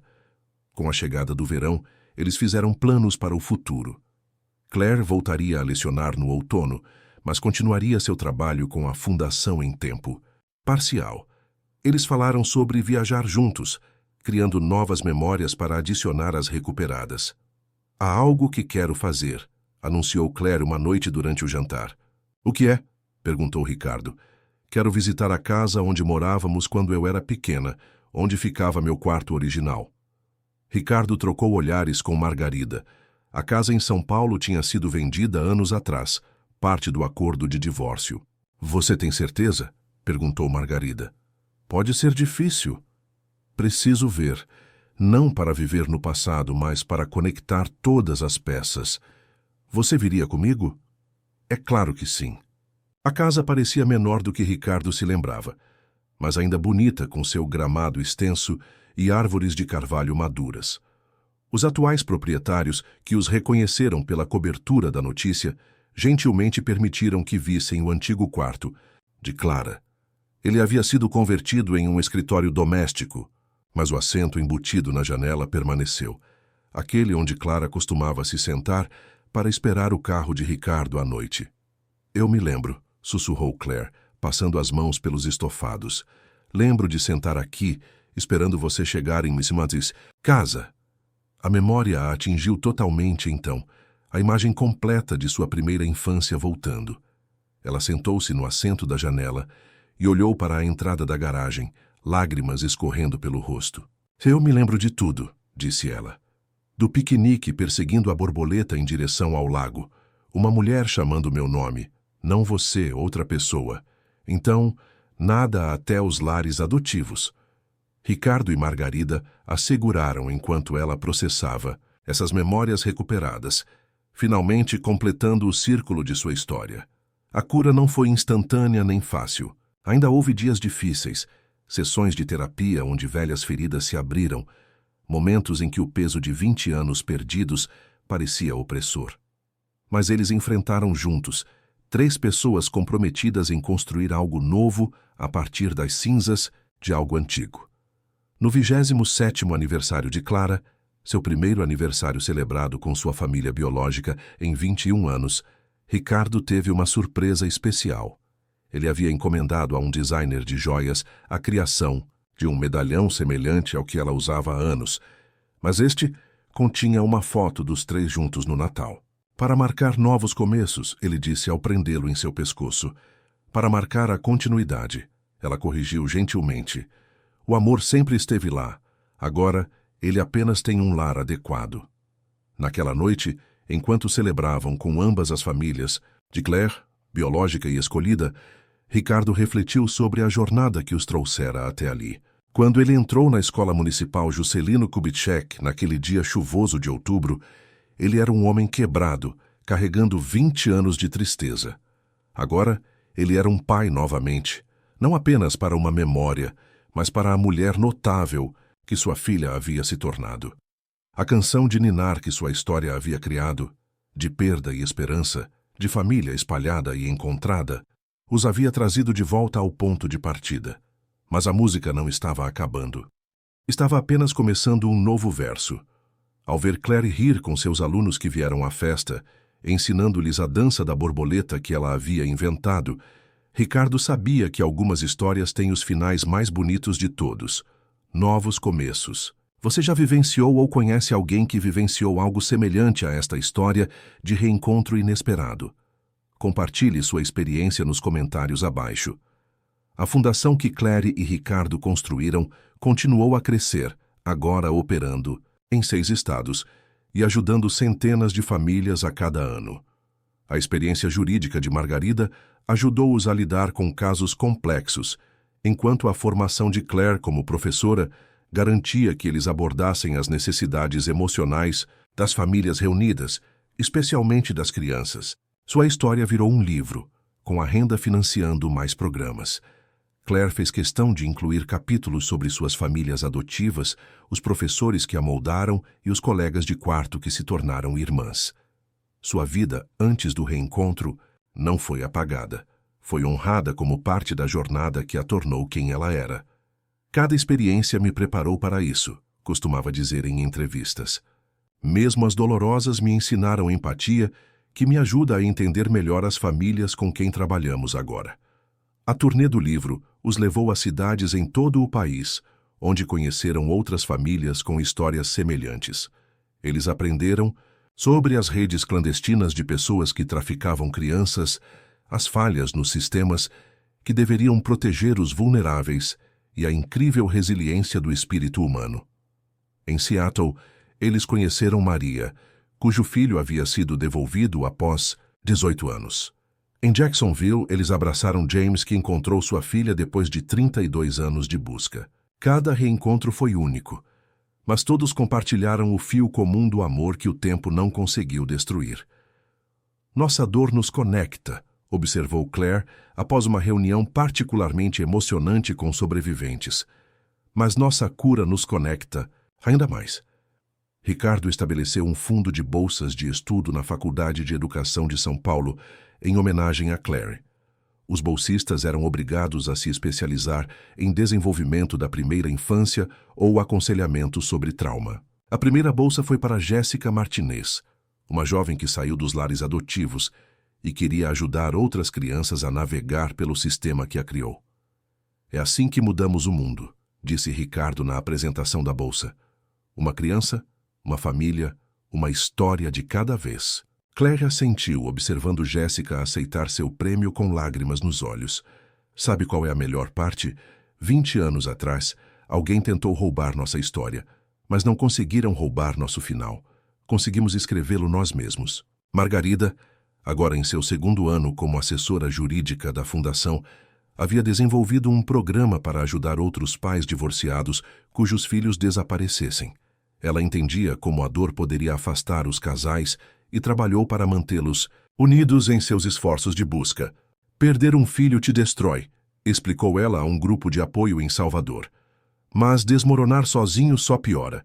Ricardo e eu aprendemos isso tarde demais para nosso casamento, mas não tarde demais para ajudar os outros. O casal que ela estava abordando apertou as mãos com mais força. Seu filho de 6 anos estava desaparecido há 8 meses. Margarida deu-lhes esperança de que as famílias pudessem sobreviver intactas, que o amor pudesse durar mesmo nos momentos mais sombrios. Como vocês continuam? Perguntou a mãe. Um dia de cada vez, respondeu Margarida, e ajudando os outros. Quando ajudamos outra família, honramos nossa própria perda. Claire havia voltado a lecionar, mas em uma capacidade diferente. Ela agora viajava para escolas em todo o país, treinando professores para reconhecer sinais de trauma em crianças, para identificar alunos que pudessem estar vivendo sob identidades falsas, para criar ambientes de sala de aula onde as crianças se sentissem seguras para compartilhar suas histórias. As crianças são notavelmente adaptáveis, disse ela a um grupo de educadores em Porto Alegre, mas elas também se lembram de coisas que não conseguem articular muito bem. Como professores, podemos ser os primeiros adultos a notar quando algo não se encaixa na história de uma criança. Após sua apresentação, uma professora se aproximou em particular. Tenho uma aluna, ela sussurrou. 7 anos. Algo na história dela não se encaixa. Ela tem memórias que não correspondem ao que sua guardiã diz sobre seu passado. Claire deu a ela as informações de contato da Fundação. 3 meses depois, a observação intuitiva daquela professora levou a reunir uma criança com os avós que a procuravam desde que seus pais morreram em um acidente de carro 2 anos antes. É por isso que fazemos o que fazemos, disse Ricardo.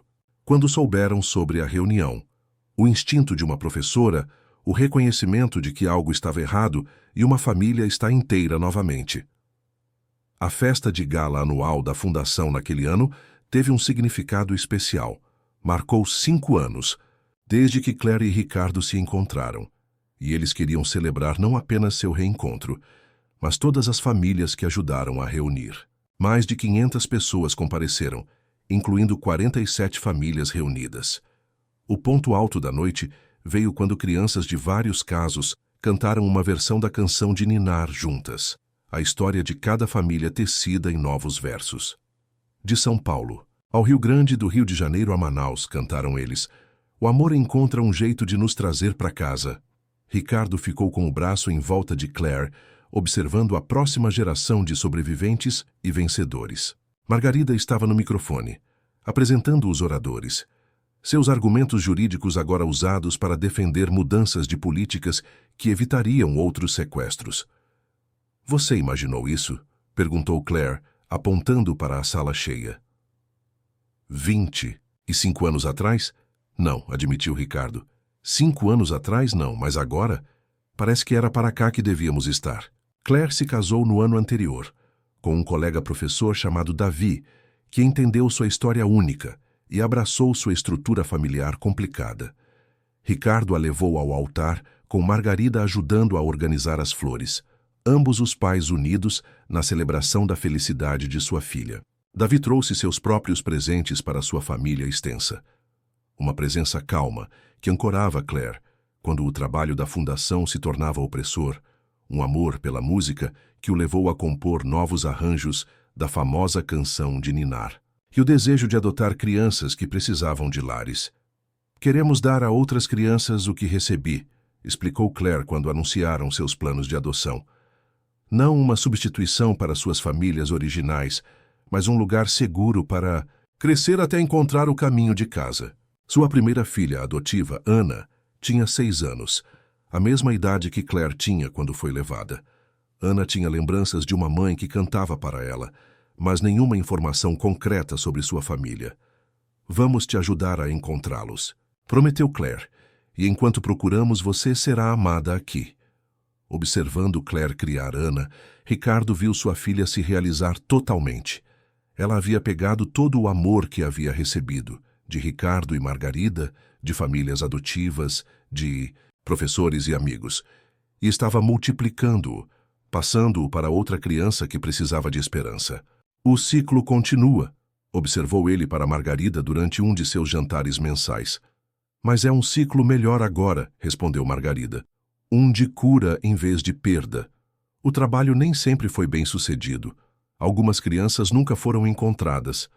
Alguns reencontros não correram bem, complicados por anos de separação e mudança. Algumas famílias não conseguiram preencher a lacuna que o trauma havia criado. Claire aprendeu a abrir espaço para a dor, bem como para a alegria, a entender que a cura não era linear, que algumas histórias não tinham o final de conto de fadas que a delas havia encontrado. Nem toda história termina como a nossa, ela disse a um repórter de jornal, no 10º aniversário de seu reencontro. Mas toda história merece ser contada, toda família merece ser procurada, toda criança merece voltar para casa. O repórter perguntou sobre arrependimentos, sobre raiva, sobre o tempo que não poderia ser recuperado. Eu costumava sonhar com o que teria acontecido se eu nunca tivesse sido levada, respondeu Claire pensativamente. Eu teria me tornado professora de qualquer maneira? Eu teria a mesma compaixão pelas crianças que lutam? Eu teria a motivação para ajudar outras famílias a se encontrarem? Ela olhou para as fotos na parede de seu escritório, fotos de sua sala de aula, fotos de famílias reunidas, imagens de eventos da fundação. Acho que tudo aconteceu como deveria, concluiu. Não porque foi bom. O que aconteceu conosco foi terrível, mas porque escolhemos fazer algo bom com isso. Essa filosofia guiou sua abordagem para os casos mais recentes. Eles nunca minimizaram o trauma ou sugeriram que o sofrimento tinha um propósito. Em vez disso, eles se concentraram no que poderia ser construído depois de sobreviver a ele. Resiliência não é ser forte o suficiente para não ser afetado, explicou Margarida a um grupo de pais recém-reunidos. É ser afetado e escolher crescer de qualquer maneira. Um de seus casos mais desafiadores envolveu gêmeos que foram separados aos 2 anos de idade, cada um criado em estados diferentes, sem saber da existência do outro. Quando a fundação os reuniu aos 12 anos, o ajuste foi difícil. Eles são estranhos que por acaso compartilham o DNA, explicou Claire, a uma assistente social. A conexão não é automática só porque são parentes. Eles precisam de tempo para construir um relacionamento. Os gêmeos Marcos e Miguel passavam os fins de semana com o conselheiro familiar da fundação, aprendendo lentamente a serem irmãos. Claire costumava levá-los para passeios, lembrando-se de sua própria confusão sobre os relacionamentos familiares quando ela foi reunida pela primeira vez com Ricardo e Margarida. Família não é só sangue, disse ela a eles durante uma viagem ao zoológico. São pessoas que escolhem te amar, que aparecem por você, que te ajudam a se tornar quem você deve ser. Os meninos ouviram solenemente, então correram para ver as borboletas no jardim. Claire sorriu seguindo-os, grata pela metáfora que as borboletas proporcionaram. A transformação era possível. A beleza poderia emergir da luta, e às vezes você precisava voar antes de poder realmente voltar para casa. Naquela noite, Ricardo a encontrou no jardim de borboletas que haviam criado na sede da fundação. O espaço era aberto ao público, um lugar onde as famílias podiam vir para lembrar, para esperar, para curar. Como estão os gêmeos? Ele perguntou, sentando-se ao lado dela em um banco. Melhor. Miguel disse a Marcos hoje que está feliz por terem se encontrado, mesmo que seja confuso. É confuso. Família é complicado. Claire riu. Diz o homem cuja ex-esposa frequentemente janta em sua casa com sua filha e sua mãe e seu avô adotivo. Quando você coloca dessa forma, parece complicado mesmo. Eles se sentaram em silêncio confortável, observando as borboletas se moverem entre as flores, enquanto o sol se punha atrás do horizonte de São Paulo. Tenho novidades, disse Claire finalmente. Boas notícias, espero. Eu e Davi estamos esperando um bebê. Estou com 12 semanas. O rosto de Ricardo se abriu em um sorriso que parecia iluminar todo o jardim. Claire, que maravilha! Margarida sabe? Você é o primeiro. Queria contar para você e Margarida juntos, mas você estava aqui e eu não podia esperar. Ele a abraçou. Sua filha, que havia sido perdida e encontrada, que havia construído uma vida de significado a partir do trauma e da perda. Estou tão feliz por você, ele sussurrou. Este bebê será tão amado. Fico pensando na canção de ninar, disse Claire, enxugando as lágrimas dos olhos, em como você poderá cantá-la para outra geração. Todos nós vamos. Margarida será a avó mais dedicada. E você será o avô que os mimará terrivelmente. Com certeza, concordou Ricardo sem hesitar. O bebê, quando chegou na primavera seguinte, foi chamado de Emília Rosa. Emília por novos começos, Rosa por esperança. Ela tinha os olhos verdes de Claire e o cabelo escuro de Davi, e desde seus primeiros momentos, ela foi cercada pelo amor abundante de sua família extensa. Margarida mudou seu horário de trabalho para ajudar com os cuidados infantis. William se deliciou com seu papel de avô. Ricardo converteu o antigo quarto de Clara em um berçário para as visitas de Emília, finalmente dando ao espaço um novo propósito, honrando seu passado. Claire cantava para Emília todas as noites, não apenas a canção de ninar original, mas novos versos sobre todas as pessoas que a amavam, sobre a família que a cercava, sobre borboletas que dançavam em jardins de esperança. Fecha os olhinhos. Meu amor, outro dia já começou. Pela manhã você verá todo o amor cercando-te. Vovô Ricardo, vovó Meg dançam para você lá de cima. Tios e tias também, toda a família amando você. A fundação continuou a crescer e evoluir. Eles abriram uma escola para crianças que sofreram tráfico ou separação familiar, com foco na educação que abordava tanto as necessidades acadêmicas quanto a cura do trauma. Claire assumiu um papel de liderança na escola, desenvolvendo currículos que ajudavam as crianças a reconstruir seu senso de si mesmas e de identidade. Margarida trabalhou na defesa de políticas, pressionando por uma melhor coordenação entre as agências quando as crianças desaparecessem. Ricardo se concentrou na sustentabilidade financeira de seu trabalho, garantindo que a fundação continuasse sua missão por muito tempo no futuro. Ele havia reservado uma parte significativa de sua fortuna para a fundação, querendo ter certeza de que crianças como Claire sempre teriam defensores. Estamos construindo algo que nos transcenderá, ele explicou a Emília um dia, quando ela tinha 2 anos, mostrando-lhe os escritórios da fundação. Ela provavelmente não entendeu suas palavras, mas pareceu absorver a energia do lugar, o senso de propósito que enchia cada sala. A festa de aniversário de 3 anos de Emília foi realizada no Jardim de Borboletas, com crianças da escola da Fundação participando da celebração.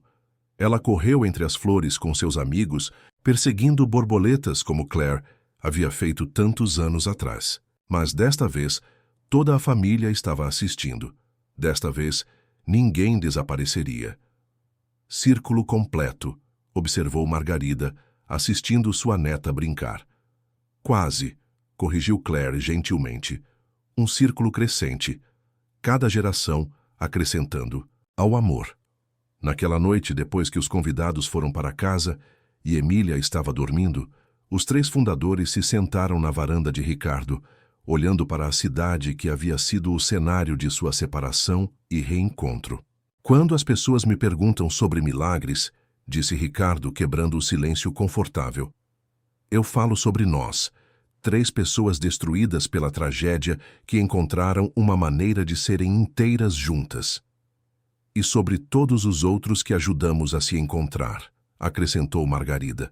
E sobre Emília, concluiu Claire, que pode crescer sabendo que é amada, conhecendo sua história, conhecendo sua família. Eles ficaram em silêncio novamente, cada um perdido em seus próprios pensamentos sobre a jornada que os havia trazido. Até ali. A festa de gala de 10 anos da Fundação foi a maior até agora, com mais de 1000 participantes e a participação de fundações de todo o país. Eles haviam ajudado diretamente a reunir 347 famílias e treinado milhares de profissionais para melhor atender as crianças desaparecidas. Durante seu discurso, Claire falou sobre a evolução de seu trabalho. Começamos com um reencontro, o nosso, disse ela.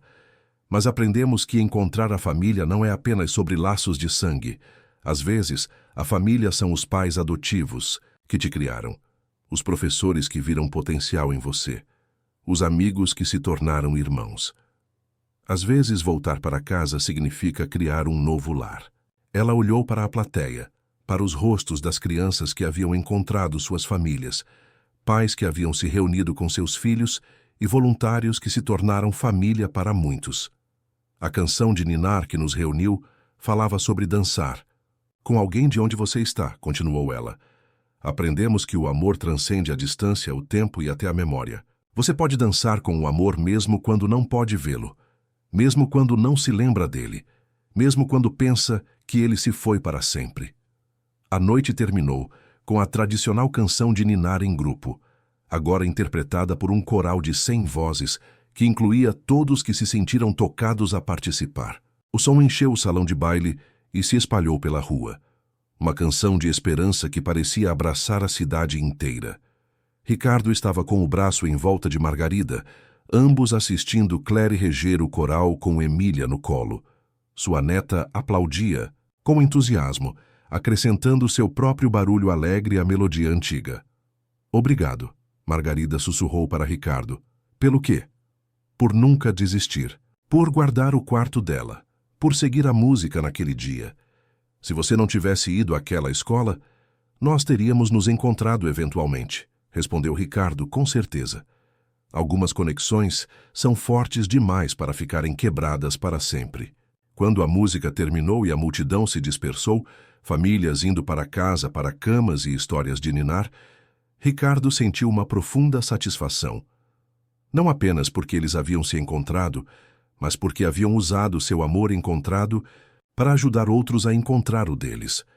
O trabalho da Fundação continuaria. Crianças ainda desapareceriam, famílias ainda seriam destruídas pela tragédia e pelo crime, mas haveria pessoas procurando por elas, nunca desistindo, cantando canções de ninar de esperança na escuridão. Emília adormeceu no carro a caminho de casa, exausta com a emoção da noite. Claire ajustou a coberta ao redor de sua filha e começou a cantarolar suavemente. Fecha os olhinhos, meu amor. Ela cantou, as palavras viajando para a frente e para trás no tempo, conectando passado e futuro, perda e encontro, separação e amor. Davi sorriu para sua esposa no espelho retrovisor. Ela vai crescer pensando que todo mundo tem uma história como a nossa. Talvez ela tenha, respondeu Claire. Talvez isso não seja uma coisa tão ruim. Talvez toda criança deva esperar ser procurada, ser encontrada, ser celebrada quando voltar para casa.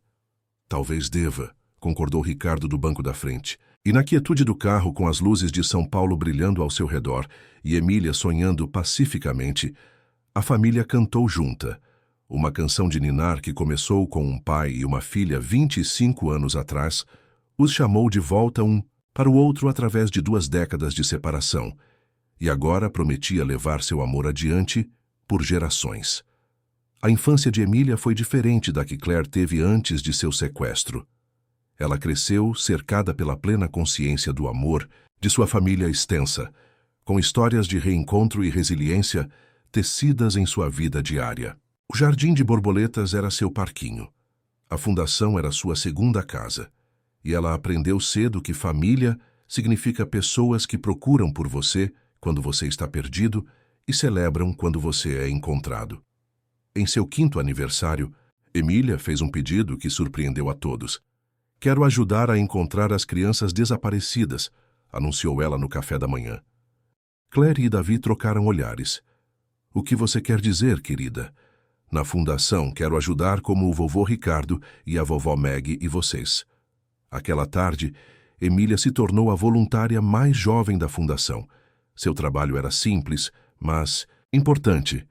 Ela desenhava para crianças em abrigos, brincava com elas durante as visitas familiares e ajudava a separar as doações com sua avó.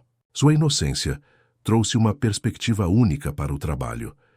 Durante um caso envolvendo uma criança assustada de 7 anos que não queria falar com adultos, Emília sentou no chão e desenhou borboletas ao lado dela em silêncio confortável. As borboletas também foram perdidas, explicou Emília de maneira natural. Eram lagartas, mas se transformaram em algo lindo, igual a você. A criança sorriu pela primeira vez em semanas e começou a compartilhar sua história. Claire observou essa interação com admiração. Ela não vê isso como trágico, observou ela para Ricardo mais tarde. Para ela é apenas o que as famílias fazem. Procuram umas pelas outras e celebram estar juntas. Talvez seja exatamente assim que deveria ser visto, respondeu Ricardo.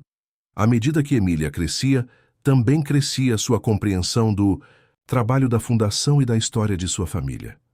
Aos 8 anos, ela podia explicar aos amigos da escola que sua mãe havia sido perdida e encontrada, e que eles ajudavam outras famílias a fazer o mesmo. Não é triste, ela costumava dizer a qualquer um que expressasse simpatia. É como aprendemos a amar mais.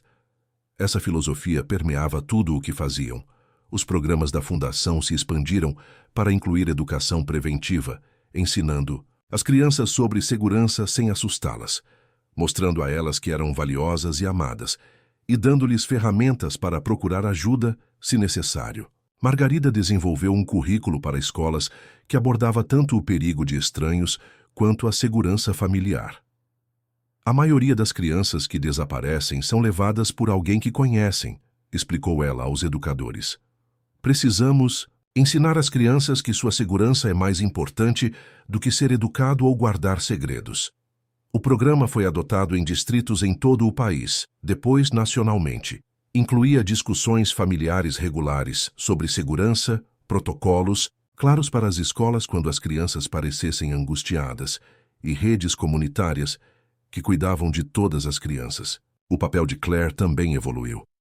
Ela se tornou especialista em ajudar crianças a integrar memórias e identidades, entendendo que sua própria experiência lhe dava percepções únicas sobre o processo. Algumas crianças se lembram de tudo, imediatamente, explicou ela em uma conferência de psicólogos. Outras precisam de tempo para que as memórias surjam com segurança, e algumas criam novas identidades que incorporam tanto seu passado quanto o presente. Todas as respostas são válidas. Seu trabalho com programas de artes terapêuticas mostrou resultados notáveis. Crianças que não conseguiam falar sobre suas experiências podiam pintá-las, dançá-las, cantá-las. A expressão se tornou parte da cura.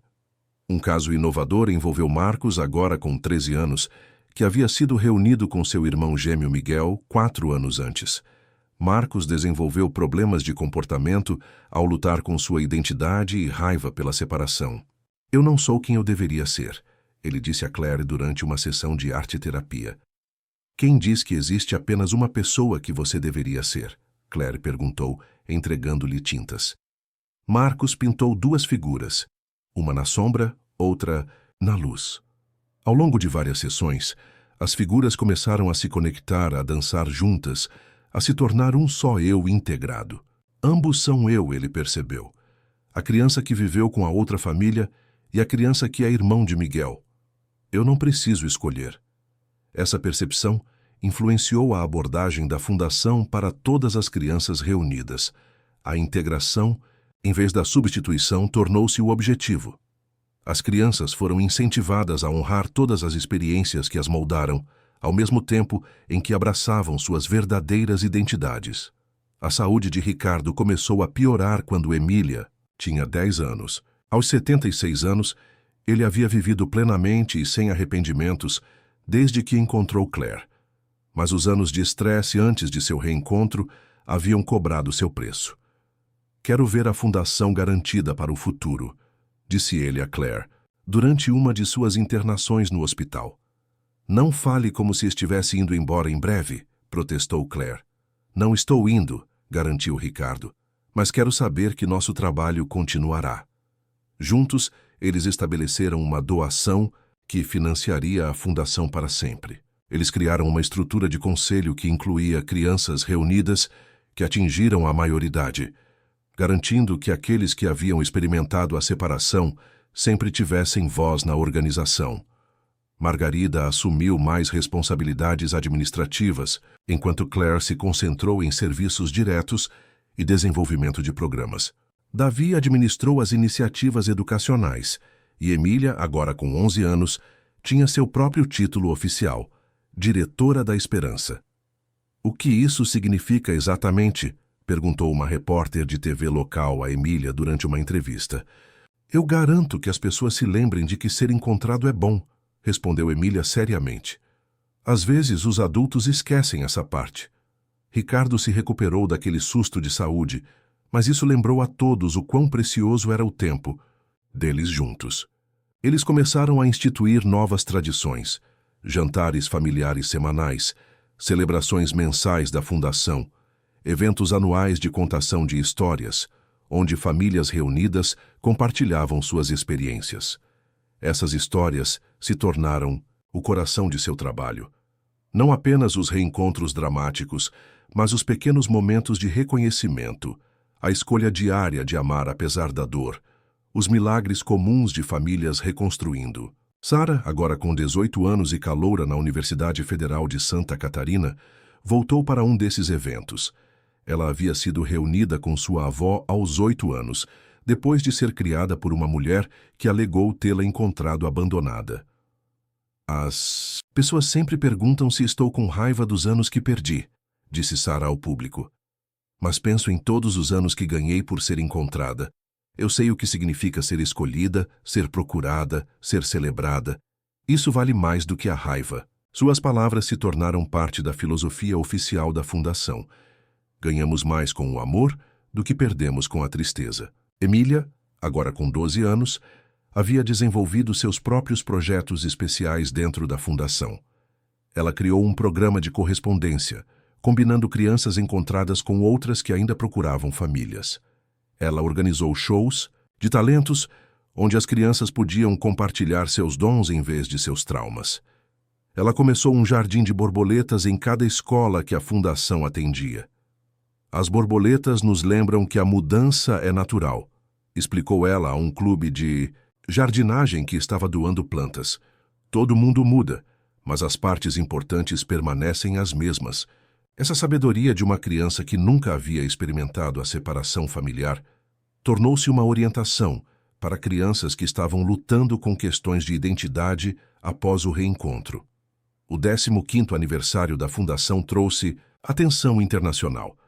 Eles foram convidados a falar em conferências na Europa e na Ásia, onde a separação familiar por meio do tráfico e da guerra criou situações diferentes, mas igualmente dolorosas. O amor é uma linguagem universal, observou Claire após visitar campos de refugiados onde famílias estavam se procurando. As palavras da nossa canção de ninar podem ser diferentes, mas a melodia de procurar e encontrar é a mesma em todos os lugares. Eles começaram a colaborar com organizações internacionais, compartilhando seu modelo, ao mesmo tempo em que aprendiam com as abordagens de outras culturas para a preservação e o reencontro familiar. Ricardo, agora com quase 80 anos, mas ainda lúcido e engajado, gostava particularmente dessas conexões globais. Começamos encontrando uma criança desaparecida. Ele se maravilhou. Agora fazemos parte de uma rede mundial de pessoas que se recusam a deixar que as crianças desapareçam nas sombras. Margarida estava trabalhando em seu livro sobre sua atuação jurídica, mudando as leis para trazer as crianças para TIS. Casa.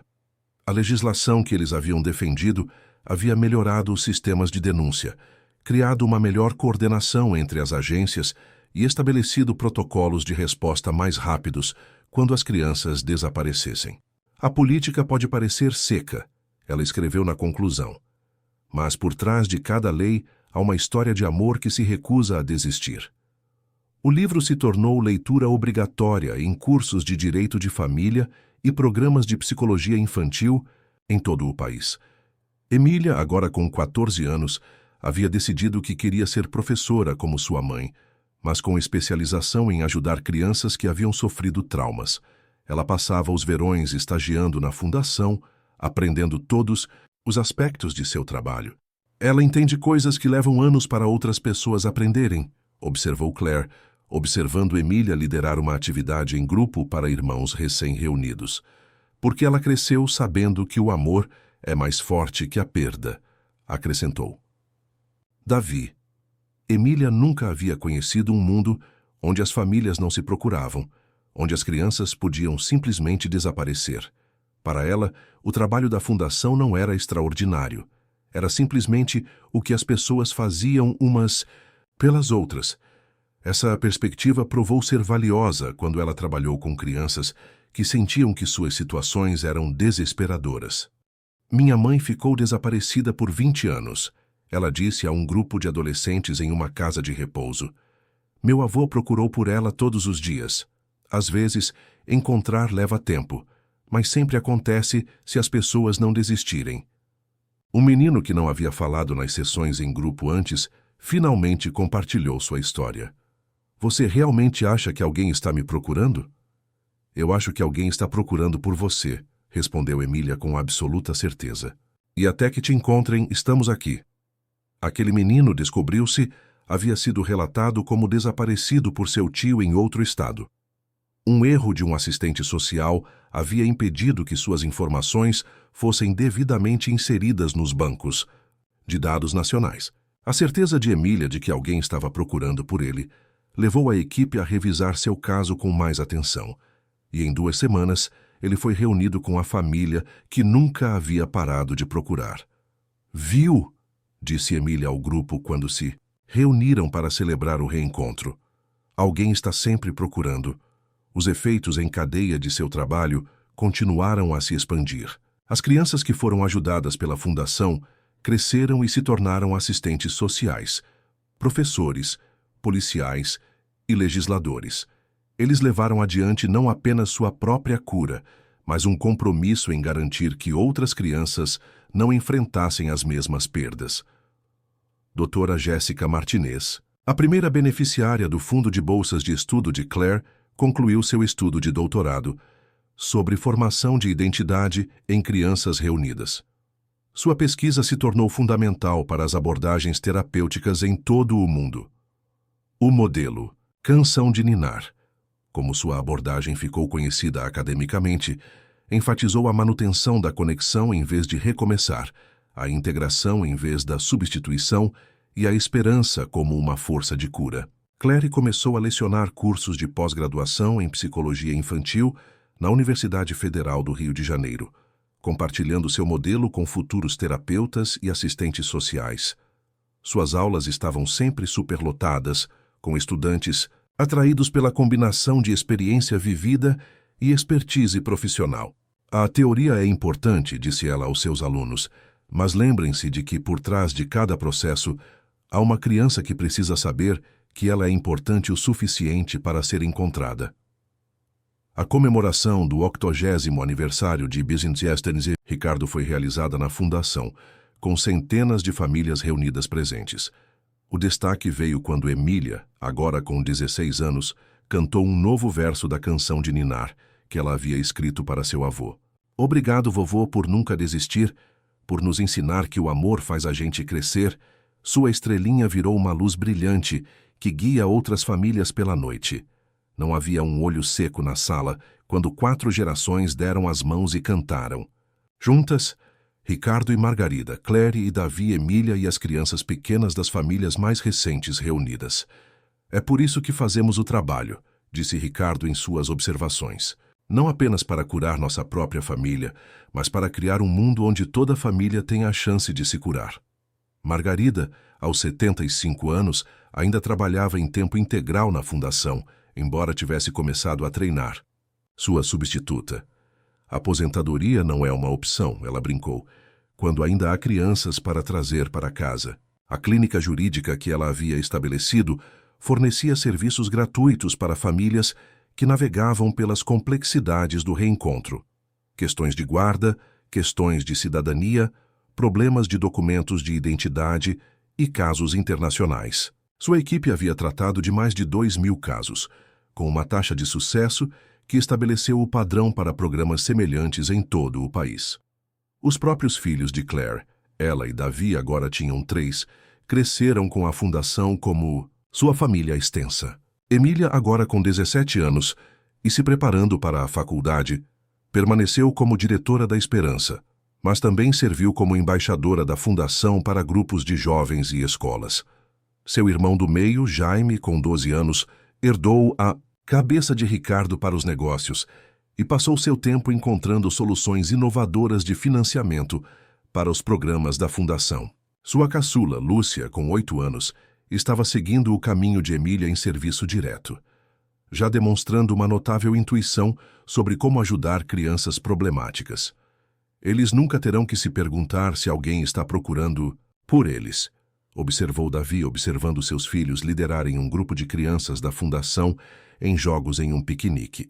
E eles garantirão que outras crianças também não precisem se perguntar, acrescentou Claire.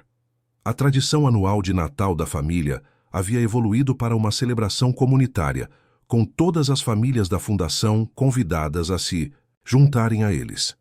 A reunião agora enchia um salão de banquetes alugado, com centenas de pessoas cantando a canção de ninar que havia começado tudo. Este Natal, em particular, marcou 20 anos desde que Claire e Ricardo haviam se encontrado. Enquanto eles estavam juntos cortando o bolo de aniversário, Margarida ao lado deles e suas famílias combinadas ao seu redor, Ricardo sentiu um profundo senso de realização. Não realização como em fim, mas realização como em integridade.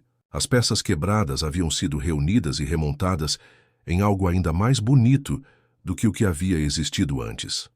Algum arrependimento? Claire lhe perguntou em particular quando a noite estava terminando. Ricardo considerou a pergunta como havia feito muitas vezes ao longo dos anos. Nenhum, respondeu ele. Mesmo a dor tinha um propósito. Sem ela não teríamos construído isso. Ele gesticulou para a sala cheia de famílias reunidas, crianças encontradas, trabalhadores dedicados e voluntários. Sem isso, eu não saberia o quão precioso isso realmente é. Claire o abraçou com força. Aos 46 anos, ela pouco se parecia com a menina de 6 anos que havia desaparecido há tantos anos, mas Ricardo ainda via aquela garotinha em seus olhos quando ela sorria. Eu te amo, pai, ela sussurrou. Aquelas palavras tão simples, mas tão miraculosas após 20 anos de silêncio, ainda tinham o poder de trazer lágrimas aos seus olhos. Eu te amo também, Clara, minha estrelinha. Quando as famílias começaram a sair, fazendo planos para o ano novo e novos reencontros que esperavam facilitar, Ricardo ficou com sua família extensa no jardim de borboletas atrás do salão de banquetes. As luzes de São Paulo brilhavam à distância, a mesma cidade onde seu mundo havia desmoronado e sido reconstruído mais forte do que antes. Emília, em casa, após seu primeiro semestre na faculdade, onde estava estudando educação e desenvolvimento infantil, estava ao seu lado. Vovô, ela disse, decidi o que quero fazer da minha vida. Ah, é? Quero encontrar uma maneira de impedir que as crianças sejam levadas em primeiro lugar. Não apenas reunir as famílias depois, mas mantê-las juntas desde o começo. Ricardo sorriu. Cada geração estava construindo sobre o trabalho da anterior, encontrando novas maneiras de proteger as crianças e preservar as famílias. Isso parece um trabalho importante, disse ele. Aprendi com os melhores, respondeu Emília, colocando o braço em volta dele. O vento farfalhou nas árvores, carregando consigo o som de risos e conversas enquanto as famílias iam para casa. Amanhã haveria novos casos, novas buscas, novas esperanças para nutrir. Mas esta noite houve este momento de paz, de realização, de amor que havia se fortalecido por ter sido testado. Enquanto caminhavam de volta para dentro, Ricardo ouviu Claire cantarolar sua canção de ninar mais uma vez. A melodia flutuava. No ar de inverno, uma canção de reencontro que se tornou uma canção de esperança para quem já se perdeu e precisou ser encontrado. Nos anos seguintes, o trabalho da Fundação continuou a evoluir e se expandir. Eles estabeleceram programas de treinamento para policiais, desenvolveram aplicativos para ajudar as famílias a se manterem conectadas e relatar crianças desaparecidas com mais rapidez e criaram programas terapêuticos que ajudaram as crianças a curar o trauma, mantendo suas conexões com todas as partes de suas vidas. O trabalho de Emília em prevenção levou à criação de programas de intervenção precoce em escolas e comunidades, identificando crianças em risco antes que desaparecessem. Lúcia se tornou especialista em casos internacionais, reunindo famílias através de barreiras culturais e linguísticas. Jaime aplicou seu conhecimento de negócios na luta contra as redes financeiras que sustentavam o tráfico de crianças. Ricardo viveu para ver seu 90º aniversário, cercado por uma família que agora contava centenas, se você contasse todas as crianças que a Fundação havia ajudado. Ele morreu pacificamente enquanto dormia aos 93 anos, com Claire segurando sua mão. Em seu funeral, milhares se reuniram. Famílias reunidas, trabalhadores da Fundação, alunos que foram ensinados por Claire, crianças que foram ajudadas e que agora cresceram para ajudar outras. A canção de ninar foi cantada por um coral de 100 vozes, a melodia atravessando o cemitério como uma bênção. Claire falou no serviço, sua voz firme apesar de suas lágrimas. Meu pai nunca parou de me procurar, disse ela. E quando ele me encontrou, ele não parou por aí. Ele procurou maneiras de trazer outras crianças para casa. Seu legado não é apenas ter me encontrado, mas ter ajudado a criar um mundo onde nenhuma criança precise se perder para sempre. Margarida, agora com 91 anos, viveu por mais 3 anos após a morte de Ricardo, tempo suficiente para ver Emília concluir seu programa de doutorado e estabelecer sua clínica de prevenção, tempo suficiente para segurar bisnetos, cujos nomes ela às vezes esquecia, mas cujos rostos sempre a faziam sorrir. No funeral de Margarida, Claire encontrou uma carta endereçada a ela entre os papéis de sua mãe. Minha querida Clara, começou. Se você está lendo isto, então Ricardo e eu terminamos nosso tempo com você. Que presente foram estes últimos anos, anos que nunca esperávamos ter, amor que nunca pensamos que sentiríamos novamente.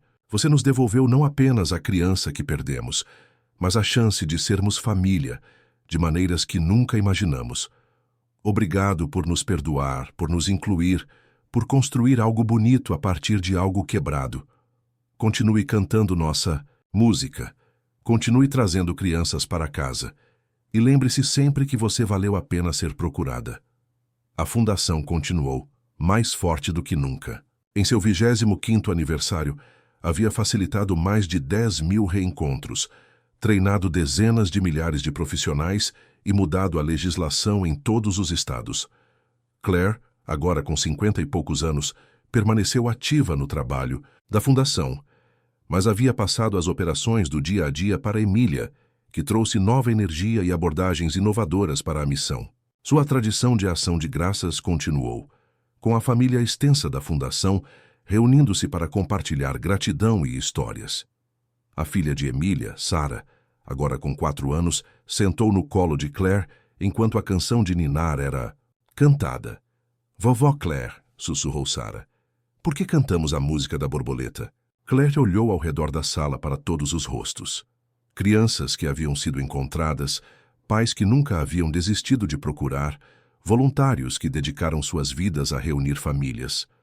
Ela pensou em Ricardo e Margarida, que se foram, agora, mas ainda presentes em cada criança que encontrava seu caminho para casa. Cantamos porque ela nos lembra que o amor pode te encontrar em qualquer lugar, ela explicou. Mesmo quando você está perdido, mesmo quando você acha que ninguém está procurando, o amor está sempre procurando por você. Sarah assentiu solenemente, então começou a acompanhar a música. Quando a noite terminou e as famílias se prepararam para ir para casa para camas e histórias de ninar, Claire ficou na porta do prédio da fundação, o mesmo local onde Ricardo havia ouvido uma canção de ninar que mudou tudo. O prédio estava silencioso agora, mas amanhã estaria cheio novamente. Assistentes sociais atendendo telefones, investigadores seguindo pistas, terapeutas ajudando famílias a se curar, crianças encontrando esperança. Ela pensou no milagre de sua história, como uma simples música havia preenchido 20 anos de separação e lançado um movimento que havia reunido famílias em todo o mundo. Algumas pessoas chamaram de sorte, outras chamaram de destino. Claire preferia pensar nisso, como amor. Amor que se recusou a desistir, amor que criou beleza a partir da fragilidade, amor que cantava crianças para casa. Enquanto ela trancava a porta e ia para seu carro, ela começou a cantarolar a canção de ninar mais uma vez. A melodia flutuava pelo estacionamento e, na noite de São Paulo, uma canção que havia começado com a dor de um pai e se transformado em um coro de esperança que continuaria muito depois que todos eles se fossem. Fecha os olhinhos, meu amor, dança comigo aí de cima.